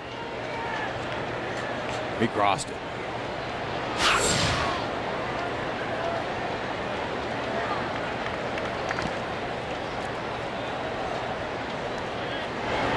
Fastball inside corner, and Durazo knew it. It was almost surprising him at 88 miles an hour. Perfect location inside. Here is our Aflac trivia question. Eddie Murray, who was inducted into the Hall of Fame yesterday, is one of 8 Hall of Famers who played for the Angels. How many Rex of the other 7 can you name? We'll give you the answer later in the ball game, but you get 2 points for each player you can name. All righty, I'll work on it. But -4 points for each wrong guess. Oh, that crushes me. Durazo strikes out. Washburn with 3 strikeouts in the game, 2 in the first inning, and that was really his roughest inning, where he had trouble locating his pitches. Now he opens the 4th by striking out Durazo looking. Here's Ramon Hernandez. 1 ball, 1 strike. Good fastball, pop foul.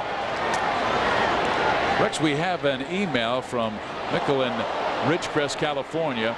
He says, Rex, who won the American League pennant flag last year? If the Angels did, why don't they have the American League pennant flag displayed in center field? Diehard fan since 1954.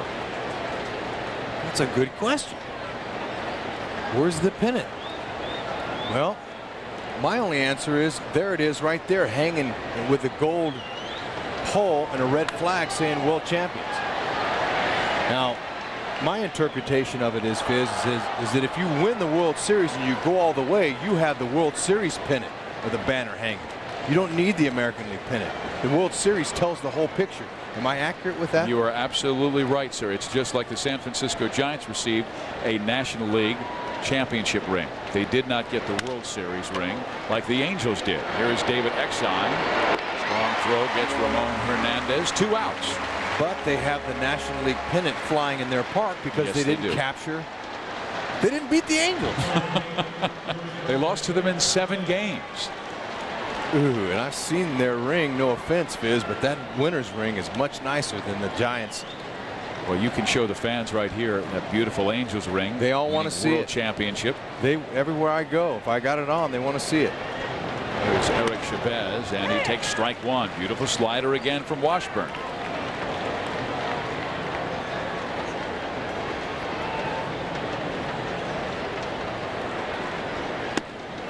First, Washburn comes right back at 91 low in the strike zone.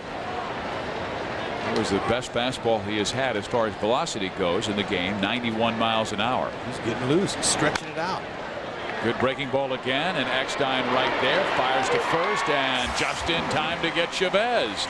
So Washburn has retired 7 in a row.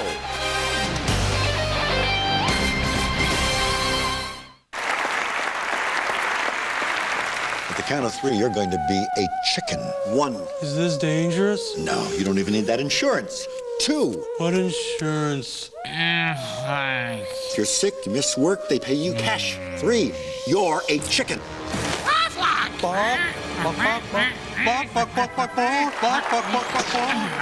Now, you're a duck. Aflac. Ask about it at work. Aflac. Now you can catch the great taste of Wiener Schnitzel with the Chili Cheeseburger and Chili Cheese Dog, both for just $2. Only at Wiener Schnitzel. Fashion.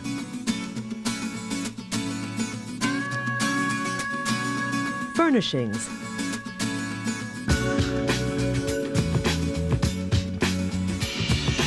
Food. Fun. Day or night, the marketplace. We've got it all. I-5 at Jamboree. The White Stripes. Talk about it. Hey, you don't talk to me about the White Stripes. You don't know. You're over here, you're like, blah, blah, blah, blah, White Stripes, blah, blah, blah. You don't know. They're awesome. They're on MTV too, where the music's at. You're not coming to my party. Talk about it.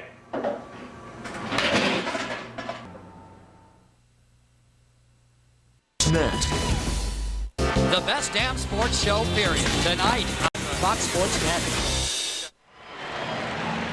Oakland and Anaheim scoreless as we head to the bottom of the 4th inning. The Angels trying to salvage the final game of this 4-game series. Here's that Affleck trivia question we asked earlier.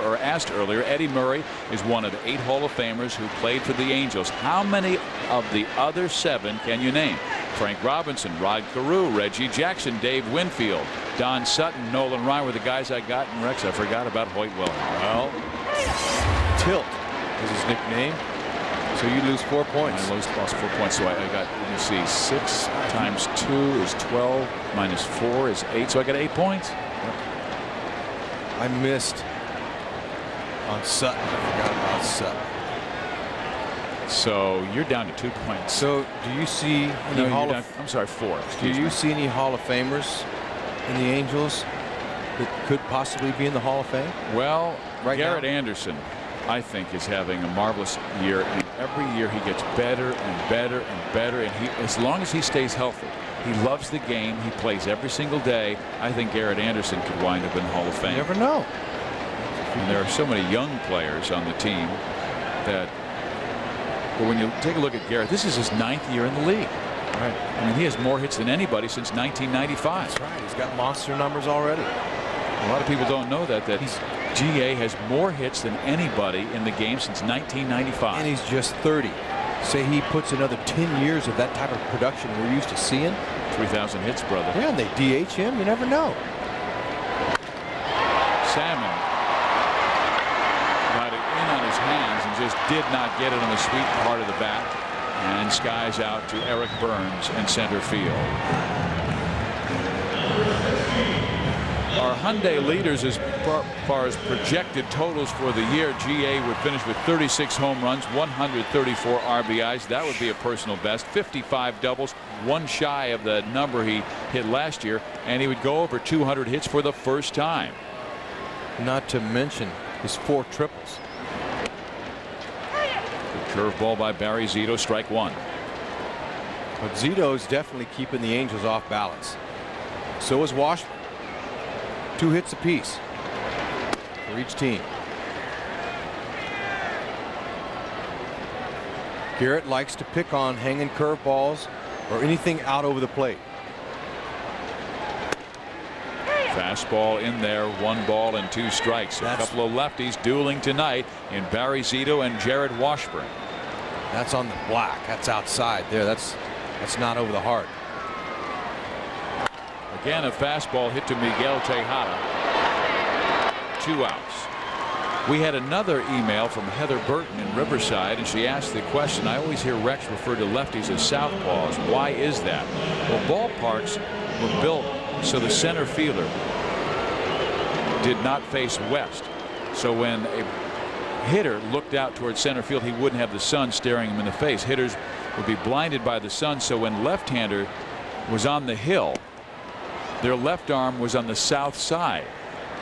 So thus the southpaw. There you go, Heather.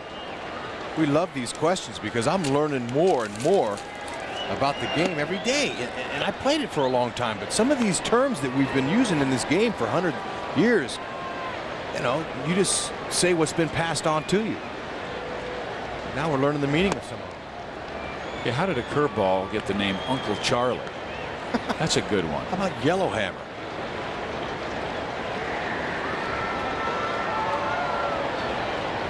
Wooten likes it. Speed pitch hit to third base. Chavez will throw him out. Zito with another smooth fourth inning. We are scoreless through 4 here in Anaheim. 0-0.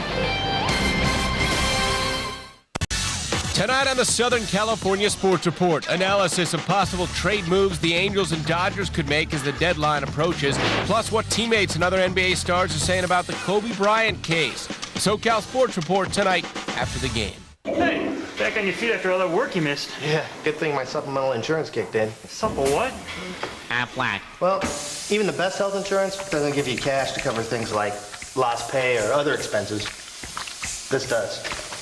What does? Aflac. Oh, sorry, buddy. What? Anyway, ask about it at work. Ask about what? Aflac! Starting with me, everything in this place is mean and miserable. Is that a tear in your eye, Private? Do you want your mommy? Are you going to cry? I'll kick the tradition and chivalry out of you. I suggest you shut your mouth. I can't hear you! Nothing is over until we decide it is! Just one more thing. Don't ever make me mad. Sweet dreams, ladies! Straight left, right left, ha! Whatever happened to the house call? The doctor would show up at the front door and treat the patient right there at home. Who does that anymore? Well, SBC does. Won't be long. Only our black bag is a yellow laptop. They may not be doctors, but they do make house calls. The phone? I have good news. The customer. That's who we answer to. SBC. Fox Sports Net presents Anaheim Angels baseball, brought to you by Nextel. Now with a coast-to-coast walkie-talkie built right in. Now that's a walkie-talkie. And by Volkswagen. Visit your favorite Southern California Volkswagen dealer today. The first pitch of the 5th inning from Jarrod Washburn to David McCarty is strike 1. Washburn has had very good command of his breaking ball. He's back fastball and misses 1-1. And you can tell his only rough inning was the first, and he got through some of those jitters and some of the mental demons he's been fighting the last several outings, but now he's getting on with confidence. He's getting more confident as the game goes along. Rex, if we took a look at his face in the first inning and his face now, it is a more confident Jarrod Washburn. That's what a player needs at this level, at any level. To perform at your best, you got to believe in your ability.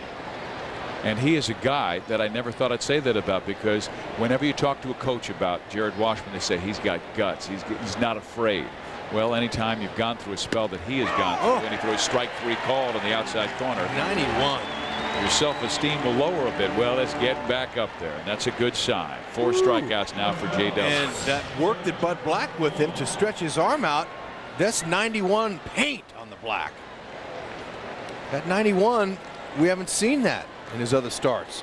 All we saw was high 80s, mid 80s. He's putting another thought into the hitter's mind. Everybody would go up there thinking, oh, Washburn's just going to come fastball, fastball, fastball. I mean, we told you he had a game last year where of the 102 pitches he threw, 100 were fastballs, but Buddy Black said they ranged from 83 to 92 miles an hour, and that helped him. And there's 2 curves in a row now for Washburn, something he's not used to. So what Wash is doing is he's struggling for his first time in the big leagues in 4 years, and now he's making adjustments. We always talk about hitters making adjustment to the pitcher. Pitcher, vice versa, has to make some adjustments to the hitters. And that's what Washburn's going through right now. He has been working down in the count with that fastball. He has always had that late hop, that late life to his high fastball. That's why he gets a lot of strikeouts on a pitch up. He stays low to Terrence Long, who rips it foul. Now, Rex, would it be wise? I mean, he's had a breaking ball low in the strike zone, 2 fastballs. Would you move him up in the strike zone? Change his eyesight? Maybe on a certain count, yeah. When he's trying to look for the punch out, you might want to try to get up there on a guy when you're ahead. but not 3-2. Be careful. Looks like Washburn agreed with the fastball, and here it comes, and it was the high heater. He's got to get back to what he does best, and that's throw that fastball. But Bud Black, I talked about it, how Washburn plays long toss all the time, and that's what players will do to strengthen their arm. Throw it out long. Long reaches for it and taps it to Scott Spiezio. Right on the money to Robb Quinlan, and 2 outs. Just like I said, throw it out long. Except throw long out. But you want to have that long tossing ability, and Bud Black had Washburn throwing on the back side of the mound, so he was throwing uphill. Pedro Martinez told us the most important element of his fastball is long toss. That improves his fastball all the time, really stretches his arm out. And that's why a guy who's 5 feet 11 inches tall can throw at 95, 96, 97 miles an hour. And the outfielders will do that to strengthen their arms as well, the long throw. Here is Adam Pyatt, lined into a double play. That was the opportunity, the best Oakland opportunity to score a run in this game. They had runners on first and second, and Ken Mock had decided to run them on a 3-2 count with Adam Pyatt at the plate, and he hit it sharply, but Tim Salmon came in and made a wonderful sliding catch and then doubled the man up at first base. Eckstein throws out Adam Pyatt. That's 10 in a row for Jarrod Washburn. He's pitching extremely well. We'll be right back. Get him some runs. It's Summer Drive at your GMC dealer, and we're exceeding your expectations with $3,000 cash back on every 2003 GMC Yukon and Yukon XL. Professional grade engineering. It's not more than you need, just more than you're used to. Get 0% APR for 60 months for qualified buyers on all 2003 GMC Yukons, or get $3,000 cash back. For the best selection of 2003, see your Southern California GMC dealers. I got you. I got you. Keep coming, honey. You're doing great. I need a haircut. Yeah. I need a haircut. No? Fantastic Sam's. No appointment necessary. I'm right behind you. 7 days and nights a week. Introducing Bank of America's new Mini Visa credit card. Is that really a credit card? Hey, that's a cute card. Thanks. It's really small. Really easy. Wow, what a great little card. And really secure. With total security protection. Qué bonita tarjeta. So now, when you get our card for your wallet, there's a mini card for your keychain. What a great little card. Only from Bank of America. Higher standards. The Lexus LS, for the 7th year in a row, ranked the highest premium luxury sedan in initial quality by J.D. Power and Associates. No other sedan has ever been so honored, which might help explain why its owners consider it simply the best luxury sedan in the world. The Lexus LS, at your Southern California Lexus dealer.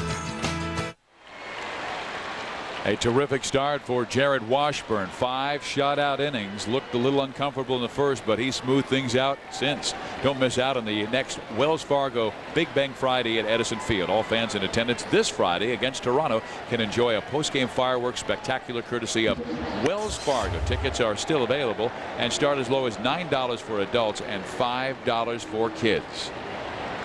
Here's Benji Molina now facing Barry Zito. And Molina hits it well to right center field. Long racing back. It's over his head and bounces away. And Benji chugging into second base. He is there with a double. All right. Now Washburn's in business a little bit here. He's got some action on, hoping the hitters can come through for him and give him a little lead. There's Molina going away. Pitches away. He hits it away. T. Long couldn't get the rebound off the wall. Might have held Molina to a single if he comes up cleanly. Beautiful swing there. Hit the ball where it's pitched. And that double in late July by Benji Molina already ties his career high. How about that set in 2000, his rookie year? So Molina continues to have an outstanding 2003 season. He and Garrett Anderson have been the most consistent offensive players in that Angel lineup this year. Now Scott Spiezio taking strike one. Mike Scioscia doesn't like to sacrifice bunt when Molina's on second base, because lots of times, you know, the bunter's got to be too perfect because Molina's so slow. They don't want to get him thrown out at third. So Spiezio will do just that. He will hit the ball on the right side. Ellis Bobble still has time to throw out Scott Spiezio, so one out, but Molina goes to third in the play, and it's the little ball that brought the Angels so much success last year that comes through here in the 5th inning now to get Molina home from third. And whoop, ball slipped out the end there, but Ellis with a nice recovery. Stayed with it. But in a pitcher's duel like they're doing here, good job by Spiezio to move the runner. In the infield, they're going to play halfway. Gives them more range in there to get Molina. But they are halfway. Anything at them, they're going to come home. And here's the kid, Robb Quinlan, just called up today from the minor leagues. AAA Salt Lake City was having a solid year, hitting .310, and he was leading Salt Lake with 68 RBIs this year. 112 in AAA last year. Big time for his first knock. And he hits it right back to Zito for the second straight time. That will freeze Molina at third base. Spiezio did the job, and the young rookie in his second at bat couldn't get him home. Pitcher standing in the way. Mike Scioscia knew what the Angels were up against. A guy who won the Cy Young last year, was first in the American League in wins, starts, lowest batting average, and men in scoring position, and we just saw an example of that. Last year he led the league at 185. He allowed opponents 185 batting average with men in scoring position. Now Adam Kennedy has been the Angels' hottest hitter, and Mike Scioscia was asked tonight about Adam Kennedy playing against left-hander, and he said he has simply earned it. He is our hottest player right now, and he has played himself into this opportunity. AK takes a strike. It's 1-1. Kennedy takes a lot of pride in his game. He was the most improved defensive player last year by far, and offensively, heck, he was awesome. What did he finish? 6th in the league in batting? Man, you know, he had a year last year. This year now, actually, he was 7th in the league with a .312 batting average. 7th, but in the top 10. He has 2 home runs in this series and 4 home runs in the month of July. 7 total for the year. Molina, big base runner at third base, excuse me. And now Ramon Hernandez and Barry Zito want to get on the same page with a 2-1 count. Let's go back and take a look at the home runs by AK in this series. Both in the 9th inning. Look at that. Same typical swing. Sweet and easy. Yesterday off of Tim Hudson. Wow, he hit a good pitch that was inside. Hudson was looking for the complete game shutout. He would have to settle for the shutout. But right now, the Oakland starters in this series, outside of Adam Kennedy, and if you include what Adam Kennedy has done, Ted Lilly, Rich Harden, Tim Hudson, and Barry Zito have allowed 3 runs in 27 2/3 innings. An ERA of under 1. The Angels have scored just 4 runs in this series, and Adam Kennedy's directly responsible for 2 of them with his solo shots. This is Zito's first 3-ball count of the night. Big hole up the middle and in right center. Kennedy sends it foul. The count goes full 3-2. He got a fastball at 87 with a little more zip on it. Zito's ranged that fastball from 84 to 88 at times. Okay, look at Eric Burns at the top of your screen up here. He's playing over. Ellis is playing over. Therefore, leaves a nice big little channel, little alley in the middle to right center. You can see the big gap. Zito again goes fastball. Sent foul. With that little thought in the back of your head, oh, watch this guy's curveball or watch his changeup, makes his fastball a little bit quicker. It got on Kennedy pretty quickly that time, and then he fouls it back, and the count stays at 3-2 with Molina at third. Here's the bender. Could have been the changeup. He's battling. He's not giving away this at bat. It could be a huge at bat. 7 pitches to Adam Kennedy in this at bat. It's not going easy. He's seen all of Zito's bag of tricks. Well, he's looking for one of his now. 3-2 count. What's he going to throw him? Fastball knocked foul. His location was excellent. He misses what, about 3 inches further out over the plate? It's a hit, or the ball's hit solidly. Now, Angels, to their defense, they've hit some balls in this series right at some people. They're not a lot of strikeouts. They're just not having a lot of good luck right now. Angels looking for some. Good emergency hack. Sure was, because that was a good curveball. Oh, but he didn't give up on it. He would have been rung up. That was a nice pitch. Watch the emergency hack here. He sees it and he goes, ooh, might be a strike. Let me fight it off. That's exactly how you hit with 2 strikes. That's the old Richie Ashburn, what he would do. Foul off the good ones, get a mistake, and just hit it in the alley. This will be the 10th pitch from Barry Zito to Adam Kennedy. Gonna hook him. And Adam swings and misses and strikes out. A great duel is won by Zito. And we head to the 6th inning looking for the game's first run.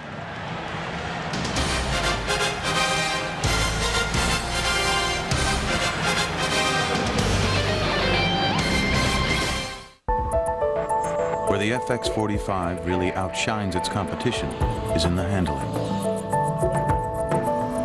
Unbelievably fast and genius in curves. Infinity's new SUV roars like a sports sedan. The all-wheel drive Infinity FX, the SUV with the heart of a sports car.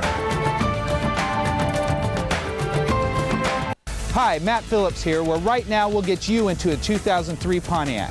Come see why they call Pontiac fuel for the soul. At Phillips in Laguna Hills, where the weather is cool, but the deals are hot. Right now, get 0% financing or rebates of up to $4,000. Come see us for all the details. Pontiac 2003. Stop in today for great savings. Phillips Buick and Pontiac. Over 30 years in Laguna Hills.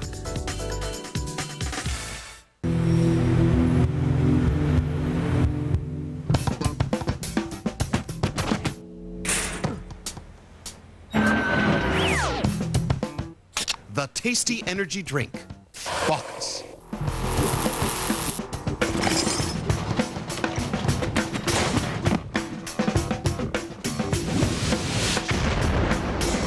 Bacchus, the energy drink of champions. Drive your energy. On Fox Sports Net. 5, 4, 3, 2, 1. Weekdays on Fox Sports Net. Top of the 6th inning. Oakland nothing, the Angels nothing. 5, 4, 3, 2, 1. A show about extreme sports. Leanne Tweeden and a group of experts bring you the entire world of extreme sports all in one place. And breaking news, event highlights, and insider features you won't find anywhere else. 5, 4, 3, 2, 1. Weeknights at 5 only on Fox Sports Net. Jarrod Washburn now facing Eric Burns, and he throws low. It will send the count to 2-0. Washburn has been ahead of most of the Oakland A's since the 1st inning. That was the inning that he was fine in his release point, getting the good command, and he has shown it. Burns goes after the next pitch on 2-0 and pops it up left side. Long run for Garrett Anderson, now in foul territory. He'll make the catch for the first out. Washburn now through 5 1/3 innings has thrown 75 pitches. Burns 0 for 3. And now Wash will face a guy who doubled off him the first time up, Mark Ellis. Ellis has one of the 2 Oakland hits, the other the leadoff single by Eric Chavez in the 2nd inning. But Washburn has not allowed an Oakland base runner since he hit Terrence Long with a pitch in the 2nd inning, and he finds a strike zone here with Mark Ellis. So 11 in a row retired by Washburn.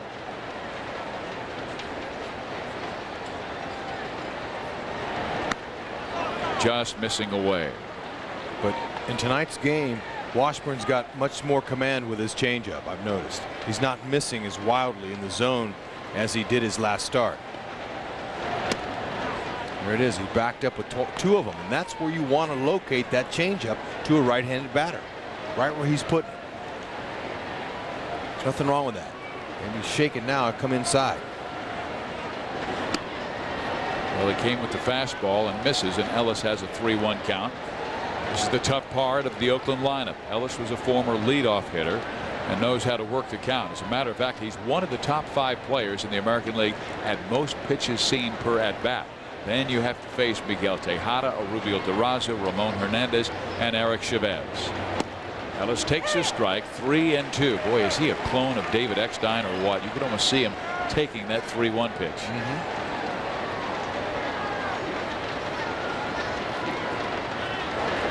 And he swings and misses at a heater that ripped inside, and Washburn has strikeout number 5 in the game.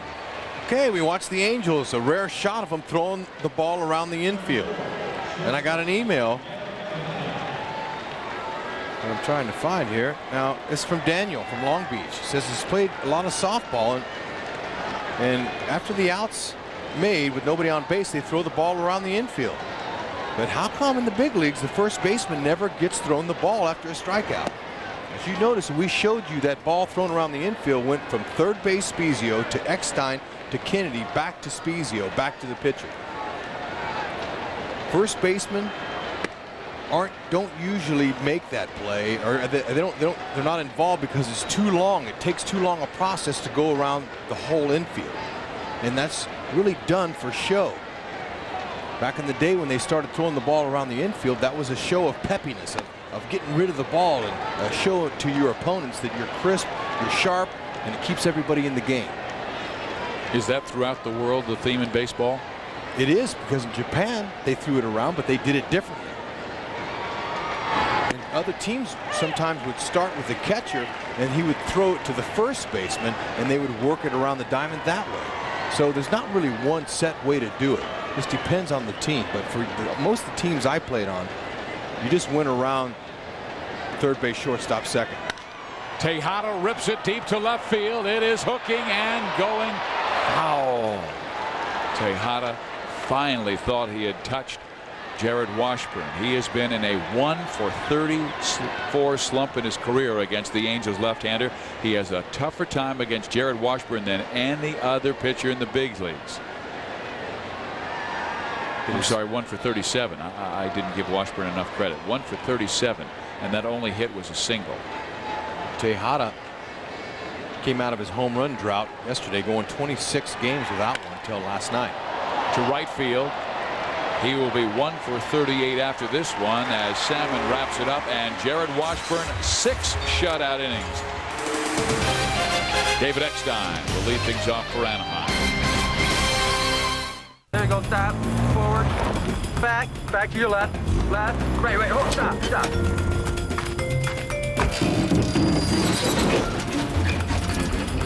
This was a good idea. Come on. Good. A little further, sweetie. Come on. Why did car and driver name it Best Luxury SUV for 2003?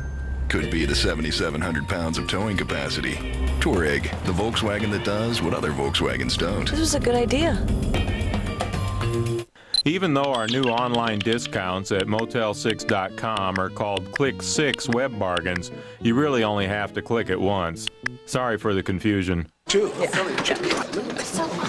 We didn't think of it. So? What happened? What's a new sandwich? Jack totally surprised us. What do you come up with? The turkey Jack.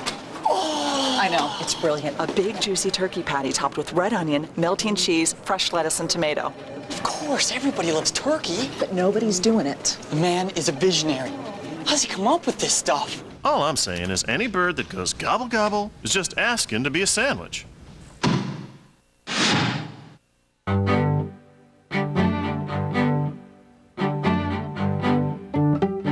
Small business owners love the start of the day, when thoughts have no ceilings, goals are clear, and possibilities have no limits. We want to keep the limits away. Introducing SBC Business Unlimited. Unlimited local, toll, and nationwide long distance for a flat $58.99. Guaranteed. SBC, seeing small business differently. Washburn strong through 6. Tomorrow, the defending world champion Angels return to the field to take on Jason Giambi and the defending American League East champion New York Yankees in a rematch of last year's ALDS. Coverage begins at 6:30 right here on Fox Sports Net. Barry Zito will face David Eckstein, Darren Erstad, and Tim Salmon here in the 6th. Eckstein has a single and he has struck out 1-4-2. In there. Angels think they're seeing a pretty good pitcher tonight and in this whole series with Oakland. They got some coming up with the Yankees. Terrific curveball by Zito there, and Eckstein down in the count 1-2. Angels tomorrow, Wednesday, and Thursday will face Pettit, Clemens, and Wells.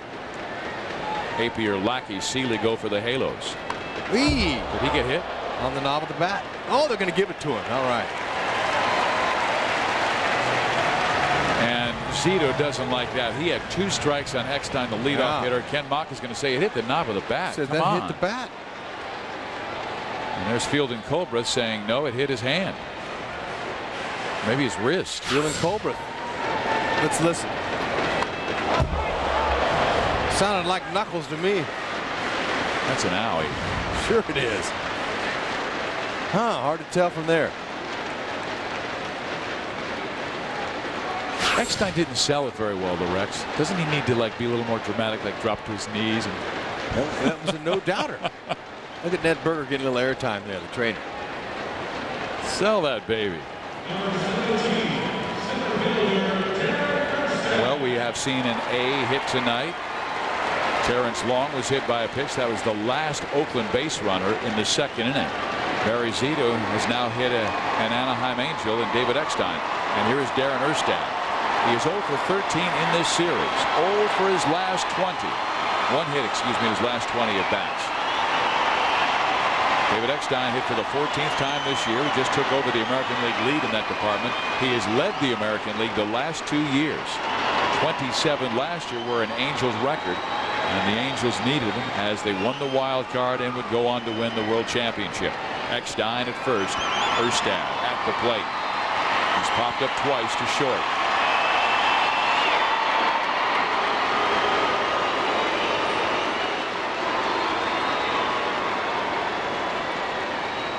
Mike Scioscia might be feeling 1 run may be enough.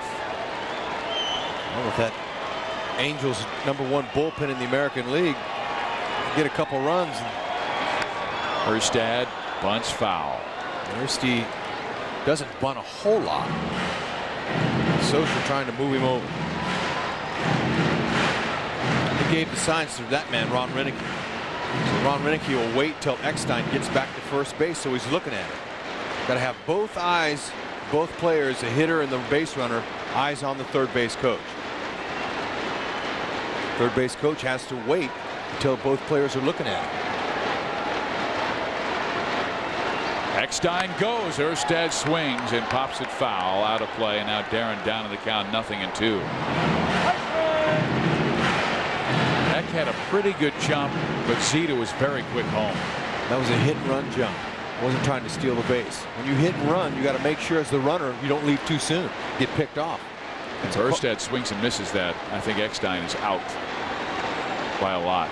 Scioscia puts that on, believing that the hitter's going to get the bat on the ball. And he did. They're still alive.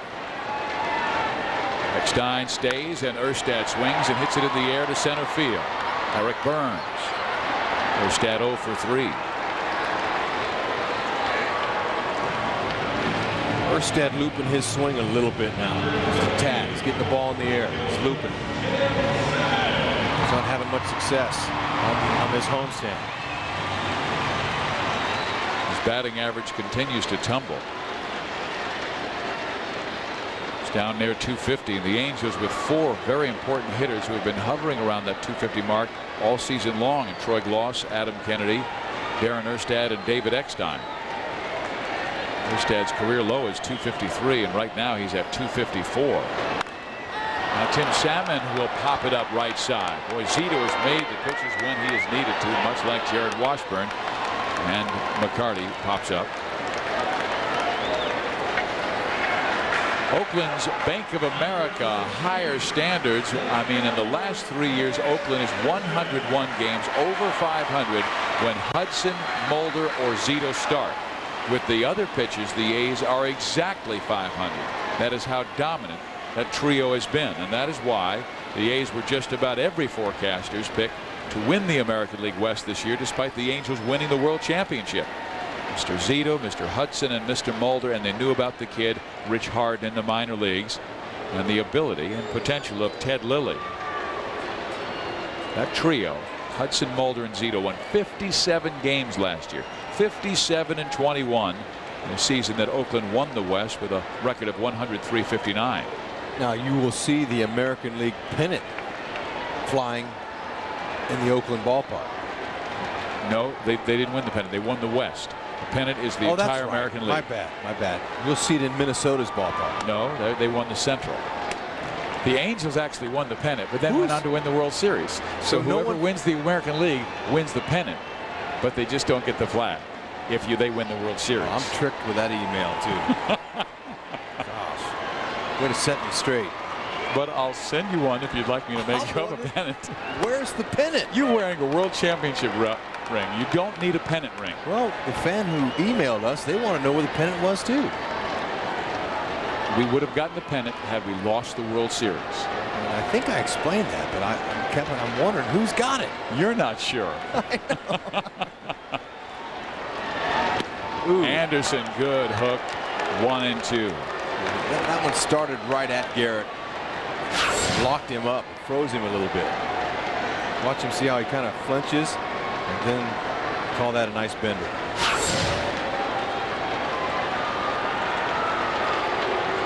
This is the Oakland team that many expected to see. Ken Maka came in as the new manager, taking over for Art Howe, and he knew he had the best pitching staff in baseball. There's Terry Francona. All they needed to do was score some runs, but they've only averaged like 3.5 runs per game the last month. And they started on this 12-game road trip 2-5, but they have won the last 4 in a row, including the last 3 against the Angels. The next opponents will be Cleveland tomorrow, and then the New York Yankees. 6-game homestand.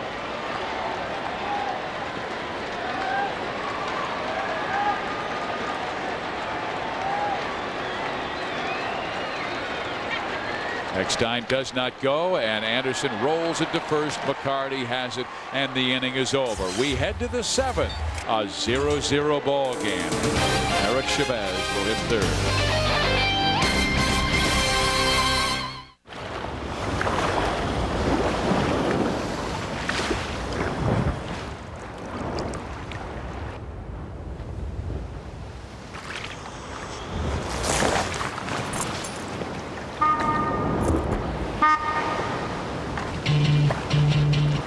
Uses and counting. The 210 horsepower supercharged Nissan Xterra. This month, Foothill Ranch Chrysler Jeep Dodge is celebrating our 1-year anniversary. To mark this special occasion, we're having our biggest sale ever. All month long, we'll be offering great deals on all new and used vehicles in our entire inventory. Nothing will be held back. We're even having a barbecue every Saturday and Sunday with food and drinks for the entire family. But you'd better hurry. You only have this month to take advantage of these huge savings during our anniversary sale. Come celebrate with us at Foothill Ranch Chrysler Jeep Dodge in the new Foothill Ranch Auto Mall at Lake Forest and the 241 Toll Road. Who are you gonna call? Call Power! Power Toyota Irvine is holding a massive used car elimination sale. This week we're selling used cars and trucks below Blue Book. We say yes over 750 times a month. Don't miss the 60 used cars and trucks in our full-page ad in this weekend's Register. Power Toyota says yes. Or buy with 0 down. Hurry, this used car elimination sale at Power Toyota Irvine won't last long. Call Power! The best damn sports show, period. Tonight on Fox Sports Net. Only 5 hits in this beautifully pitched game by Jarrod Washburn and Barry Zito. Our Mercedes-Benz scoreboard, there's only one other game in the American League, and it is Texas dominating Seattle 6-0 in the 7th inning. Ryan Franklin was pitching for Seattle, who threw a 2-hit shutout in his last outing against Oakland. Well, here's the American League West right now. If Oakland wins, they'll be within 2 games of first place. The Angels really would love to break out of the slump they are currently in, losing the first 3 games against these Oakland A's. Angels under 500 for the first time in a month. June 27th. They're 38-39. Joaquin Benoit, one hitter against the Mariners. He has the stuff. I mean, we've seen his fastball rip in there at 95 and a very good changeup. Here is Rubio Durazo facing Jarrod Washburn, and he's down in the count. 1 ball, 2 strikes.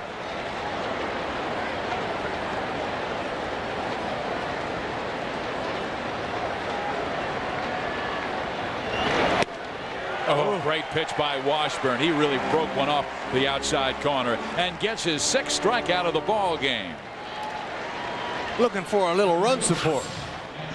He's got a whale of a game going here. Washburn bends it on the outside corner away from Durazo. And you see Washburn.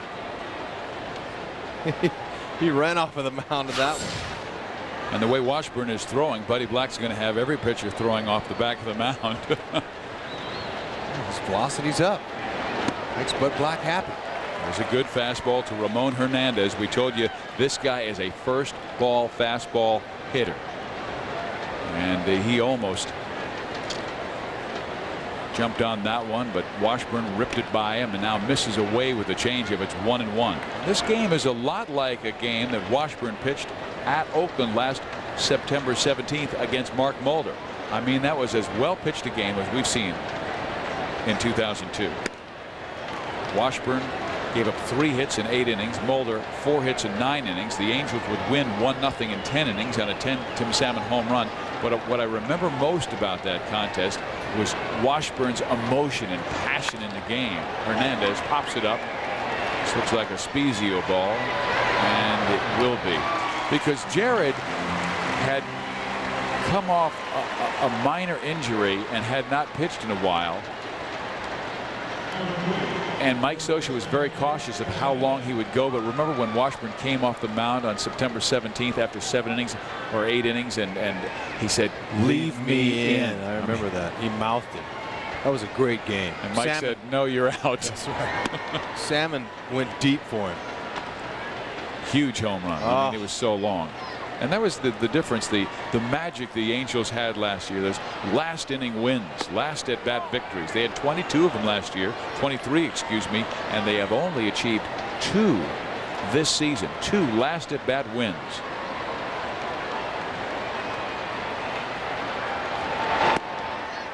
Inside corner with the fastball, 2-1. Fizz, it's raining out here. It never rains in Southern California. Can you believe this? Listen to the crowd. I left my windows down too. The crowd is stirring. You never see rain this month in California. And the people are stirred up. They're heading for the cover, a lot of them. I don't think they have enough groundskeepers to roll that tarp out there. Barney Lopez is going, oh no. And there's a base hit up the middle by Eric Chavez, who has 2 hits and 3 at-bats against Jarrod Washburn tonight. We're getting it dripping through on us, too. Pretty good-sized drops. Look at this. Look at Chavez. He's going, wow. This never happens in late July. I bet you couldn't find one umbrella in that stands tonight. Oh, are you kidding me? Huh? We're searching. We're searching. I don't see an umbrella. That one person that does, I want to buy him dinner. Where are they? I want to buy him a refreshment. Well, here's David McCarty. David showed very good power in the minor leagues. Washburn has thrown shutout baseball for 6 2/3 innings. This next pitch will be his 102nd of the night.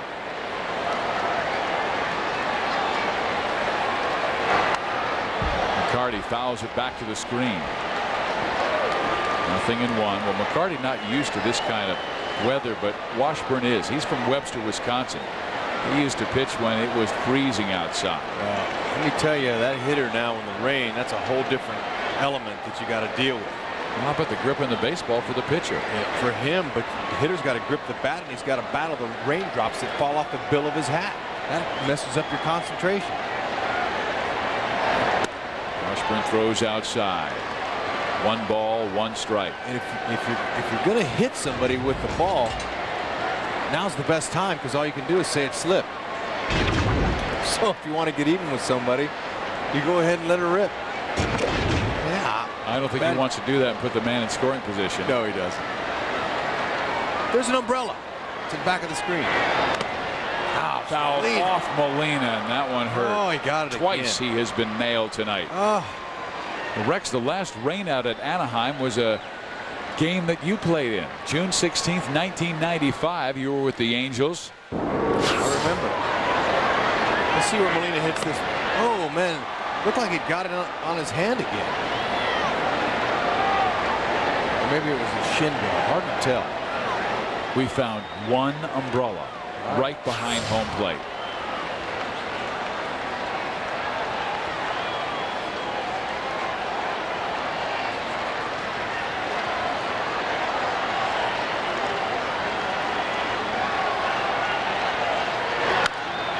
And McCarty sends that one foul. Washburn left it up in the strike zone a little bit too much.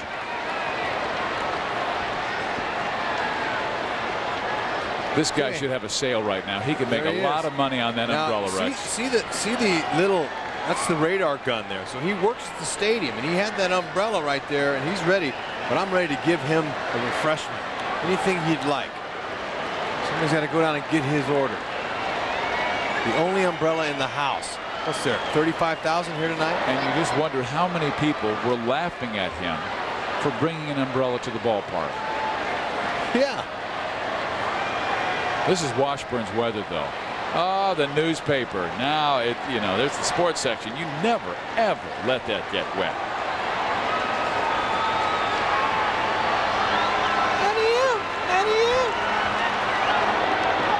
Do you know why? I always tell my wife that the sports section is always in the middle of the newspaper, because when they throw it in the driveway, they want to protect the sports section and make sure it does not get injured or get wet. I agree with him. Washburn with a 1-2 count. David McCarty at the plate. Fastball hit right back up the middle for a base hit.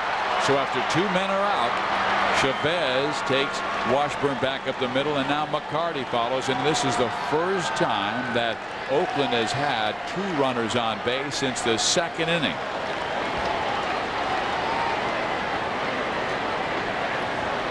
Might be Washburn's weather, but Oakland is hitting that ball on the square backside of that baseball. Of course, it's not square, but it's hard to hit a round object squarely with a round bat.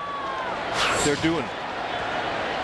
Now Washburn will talk with Benji Molina about how they want to deal with Terrence Long. Out came the home plate umpire for a funny comment. Field and Culbreth. Culbreth is the home plate umpire. Terry Kraft at first base. Charlie Relaford second base. Justin Clement third. Washburn about ready to deliver his 107th pitch. And the Angels bullpen is busy with Brendan Donnelly. This will be Washburn's final inning. T. Long, the lefty. And Terrence takes up high, ball 1. Washburn told me earlier this year he likes it cold and wet much more than hot and dry, because that's what he was used to growing up in Webster, Wisconsin. He said the hitters didn't like it when it's cold, so I might as well enjoy it. 1-1. Snuck one in there at 88.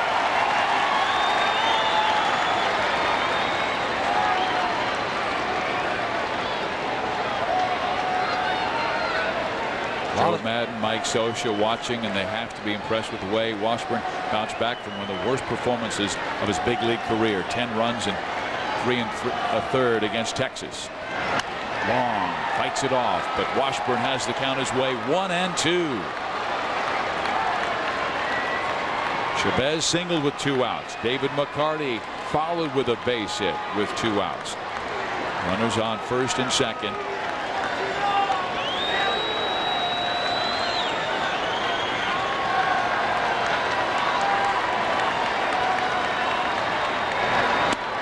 Struck him out, sweeping one away. 2 left on base, and the Angels and A's head to the bottom of the 7th inning, looking for their first run. Wash executing the pitch, showing a little bit of passion. That's what I'm talking about. I'm not a smoker, really. My family would die if they knew I smoked. I bum smokes now and then, but I could never be a smoker. Mostly at the club. You know, get outside, grab some fresh air, and a smoke. I don't smoke during the week. I never smoke during the day. Sometimes in our coffee breaks. Mostly with the girls. Only if my date smokes. Probably if anyone else smokes. And of course, I don't smoke. Well, I'm not a smoker, really. I'm really not.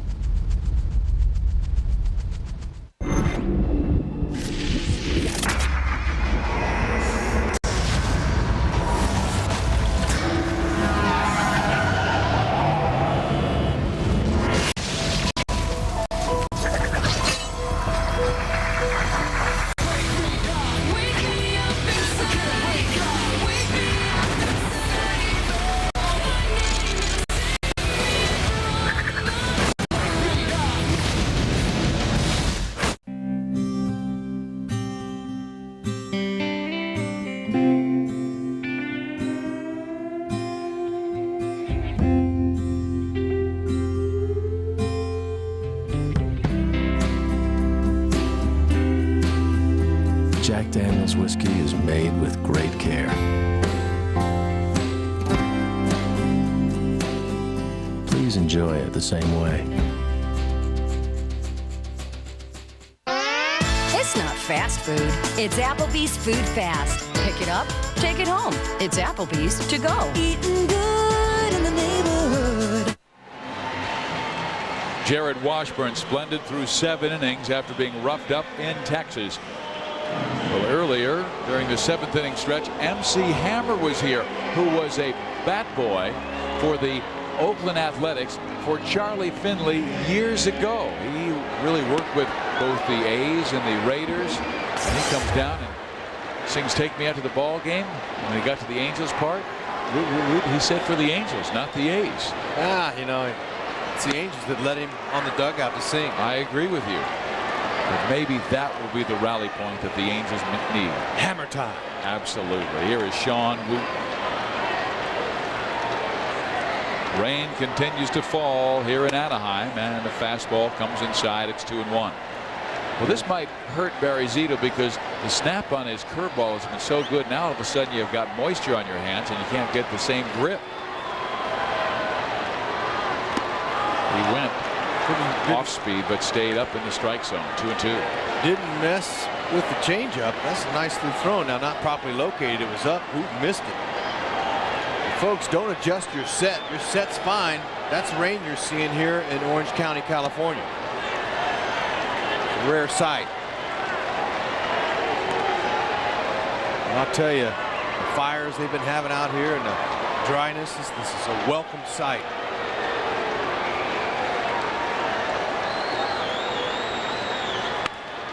Wooten pops it up. Miguel Tejada. 1 out. Let's check out our Lexus upcoming schedule for the series with the New York Yankees coming to town. Tomorrow it'll be Andy Pettitte against Kevin Appier. Wednesday 7:05 Clemens against John Lackey. Then Thursday at 7:05 David Wells will face Aaron Seeley. Terrific matchup tomorrow through Thursday. Tickets are still available, but get them now because, as you might imagine, they are going fast. John Lackey will be pitching on Wednesday against the Rocket. It had to be one of his heroes growing up. John, of course, from Abilene, Texas. He said he grew up and his dad, when he was just a little boy, would take him over to watch the Rangers play and watch Nolan Ryan. He's had his number retired. Here's an Angel and there's a Ranger. That ball popped foul back and out of play. Yankees coming to town, Fizz. That don't really mean that the Angels are seeing some top-notch pitching. They've already seen it in this series. Hudson, Zito, Pettitte, Clemens, Wells, and Holiday on Saturday, I believe he's pitching. From Toronto. Won his 15th game last night. 15 straight. 15 straight.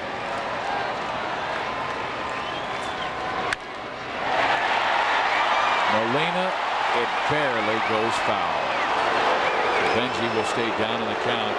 No balls and 2 strikes. And Holiday by winning 15 straight. He tied Roger Clemens' Toronto record, 15 straight decisions for victories. Just missed another leadoff double. The major league record for most consecutive victories. Rube Marquardt and Tim Keefe with 19. There's a foul ball. Not much. Just missing inside. 1-2. Great pitch by Zito.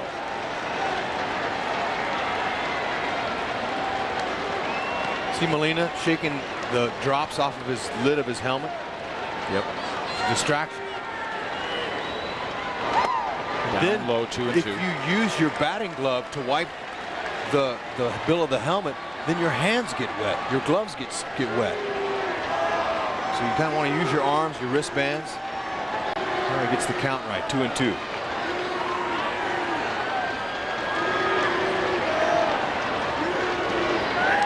Now it's full 3-2. So the last two batters, Zito has gone full, and he got Wooten on a pop-up to the shortstop. But by throwing that many more pitches, Ken Matka might have to go to his bullpen sooner. This next pitch will be the 99th thrown by Barry Zito tonight. Benji gets on. Maybe pinch run for him. Well, he will get on with a base hit to left field. Benji Molina's second hit of the game off Barry Zito. Got Alfredo Amezga, who can run. I think maybe Scioscia's going to wait until he gets in scoring position. Probably use Spezio again here to move Molina over. Of course, there's one out there. He's not going to be just sacrificing him to second base, but there's not too many guys moving in there. I thought we might see a pinch runner. At the other end of the dugout, Alfredo Amezga is getting ready. He's stretching and he's got his helmet. He's ready to run. Now Scott Spezio, who twice has grounded out to the second baseman, and he takes outside ball one. That is pitch number 100 for Barry Zito in this game. Mezga has fine speed, and so does Eric Owen. Benji Gill. He was ready. He's got his helmet. He's ready. Scioscia didn't call him like I thought he might. He's going to wait, see what Spezio does here. Rain letting up a bit here at Anaheim's Edison Field. Just missing off the corner. 2-0. Washburn has matched Zito pitch for pitch in this game. 7 shutout innings, but I would imagine his evening likely over. Donnelly was warming up and continues to do so down in the Angels pen.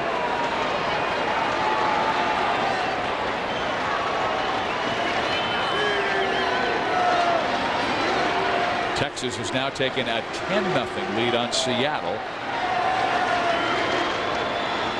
That game has gone to the bottom of the 7th also. Oh, great pitch. Boy, Zito has 2 in a row. He backed up both of them changeups. He really knows how to pitch. You can see they've all moved back up underneath his, but they don't want to leave. You can't blame them. It's like leaving in the middle of a movie. You don't know the outcome. This is a good ball game here. 4 hits apiece, 0-0. 3-1. Spezio working the count well. He'd love to get on base by a walk and then bring Robb Quinlan to the plate. Give Quinlan a chance to be the star again. He had a great chance his first time up. His second time up, I should say. Spezio, good rip. 3-2. So this is the 3rd straight batter in this inning that Barry Zito has had a 3-2 count. He got Wooten to pop up. Molina singled on a 3-2 count to left field. Spezio swung at ball 4 there. Up in that strike zone, it looks so comfortable. Ground ball hit to short. Tejada gets 1 at second. Ellis will turn it. It's an inning-ending double play. Barry Zito, Jarrod Washburn, 7 innings tonight. 0-0 ball game. That's why Scioscia didn't pinch run for Molina. He saw it coming. Tonight on the Southern California Sports Report, analysis of possible trade moves the Angels and Dodgers could make as the deadline approaches, plus what teammates and other NBA stars are saying about the Kobe Bryant case. SoCal Sports Report tonight after the game. Whatever happened to the house call? The doctor would show up at the front door and treat the patient right there at home. Who does that anymore? Well, SBC does. Won't be long. Only our black bag is a yellow laptop. They may not be doctors, but they do make house calls. Phone? I have good news. The customer. That's who we answer to. SBC. There's no way you haven't heard of the Dodge Summer Sales Drive. So how long do you think we can keep this up? Visit your California Dodge dealer now for the best deals on the widest selection of Durango SLTs with best-in-class available torque and towing, V8 power, seating for 7, and Dodge's 770 powertrain limited warranty. Now, during the Dodge Summer Sales Drive, get $4,500 cash allowance or 0% APR on Durango. Let us prove we have the best values in America.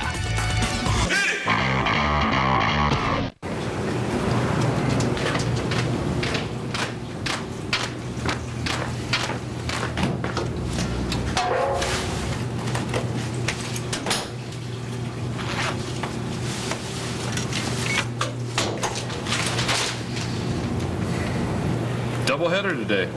All fans at the August 2nd game receive an Angels visor. You know, a little white vinegar will get that right out. Our Jack in the Box game summary: a scoreless duel. Washburn, Zito have been fantastic through 7 innings. The Angels have been outscored 21-4 in this series. Zito, big curveball. Another one. Got Eckstein and Kennedy. Washburn goes with a fastball by Ramon Hernandez, and there's the slider away from Durazo. That last strikeout, little passion involved. I like it. And it is great to see Jarrod Washburn bounce back after a rough outing in Texas. Barry Zito has matched him pitch for pitch, and you've got to say the same thing about Zito because he was 0-3 in his last 4 starts coming into tonight's start. The Angels will go with Brendan Donnelly, game number 44 this year with an 0.71 ERA. Rexy suffered his first loss and blown save on Friday night against these A's when he was trying to protect a 2-1 lead. And the A's scored twice and win the game 3-2. Look at that ERA, 0.71. Send him down. What's up with that? Don't know. He actually gave up a few runs. Doubled his total. 2 runs on Friday. 2 runs the rest of the season. Here's the pinch hitter, Billy McMillan. Pinch hits for Adam Pyatt. 8 for 16 with 4 ribbies. That's right. He's their hottest hitter off the bench.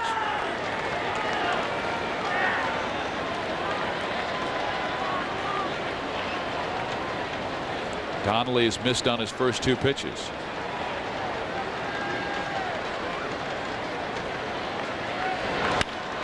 McMillan bails him out by popping up to right field, and on comes Salmon, and the ball will drop. I thought when he went after the 2-0 pitch and popped it up that the ball would be caught, but it landed in no man's land, and now the go-ahead run is at first base with nobody out to start the 8th inning. No chance for Salmon. Good effort, but he's not going to get it done with that sit-down slide. That's the 9th hit for McMillan this year off the bench. And now another pinch hitter comes on for Eric Burns. It'll be Chris Singleton. Burns went 0 for 3. So here is Chris Singleton, who had 2 hits yesterday, including a double and a run driven in. Donnelly needs a ground ball double play just like Zito got to end the 7th. And Singleton will show bunt to stay out of that double play. McMillan doesn't have any stolen bases this year, so they don't steal a lot. Kenny Maka, he's going to try to manufacture a run here. Let Singleton do the little things. Ron Washington, third base coach for the A's.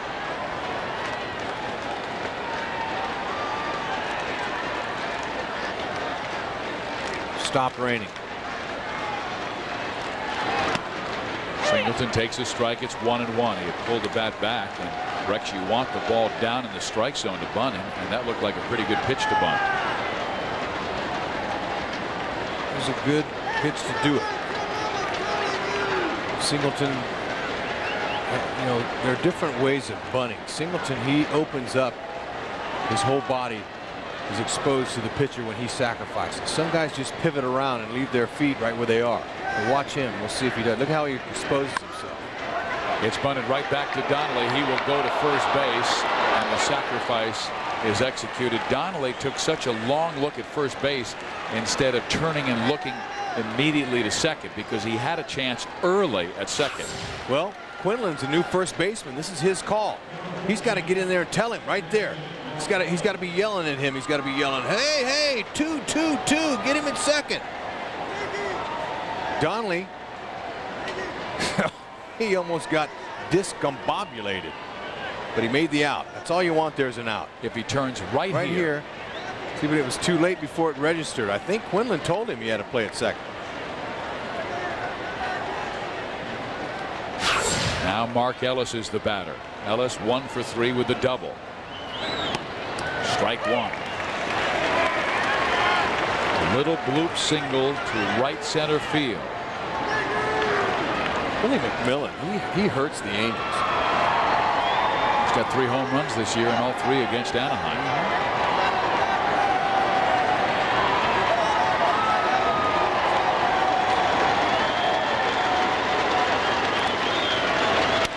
Ground ball hit to Adam Kennedy. 2 outs. Moving to third. Billy McMillan. Our Bank of America Higher Standards feature Miguel Tejada. The last 7 American League MVPs have come out of the American League West. Juan Gonzalez, you can take a look back at 1996, started that string. Ken Griffey Jr., then Gonzalez won it again in '98. Ivan Rodriguez of the Rangers, then Giambi, Ichiro, Tejada the last 3 years. Here is Miguel Tejada with an 11-game hit streak on the line. He is 0 for 2 in the game, but that was against Jarrod Washburn. It was 1 for 37 against. This is Brendan Donnelly.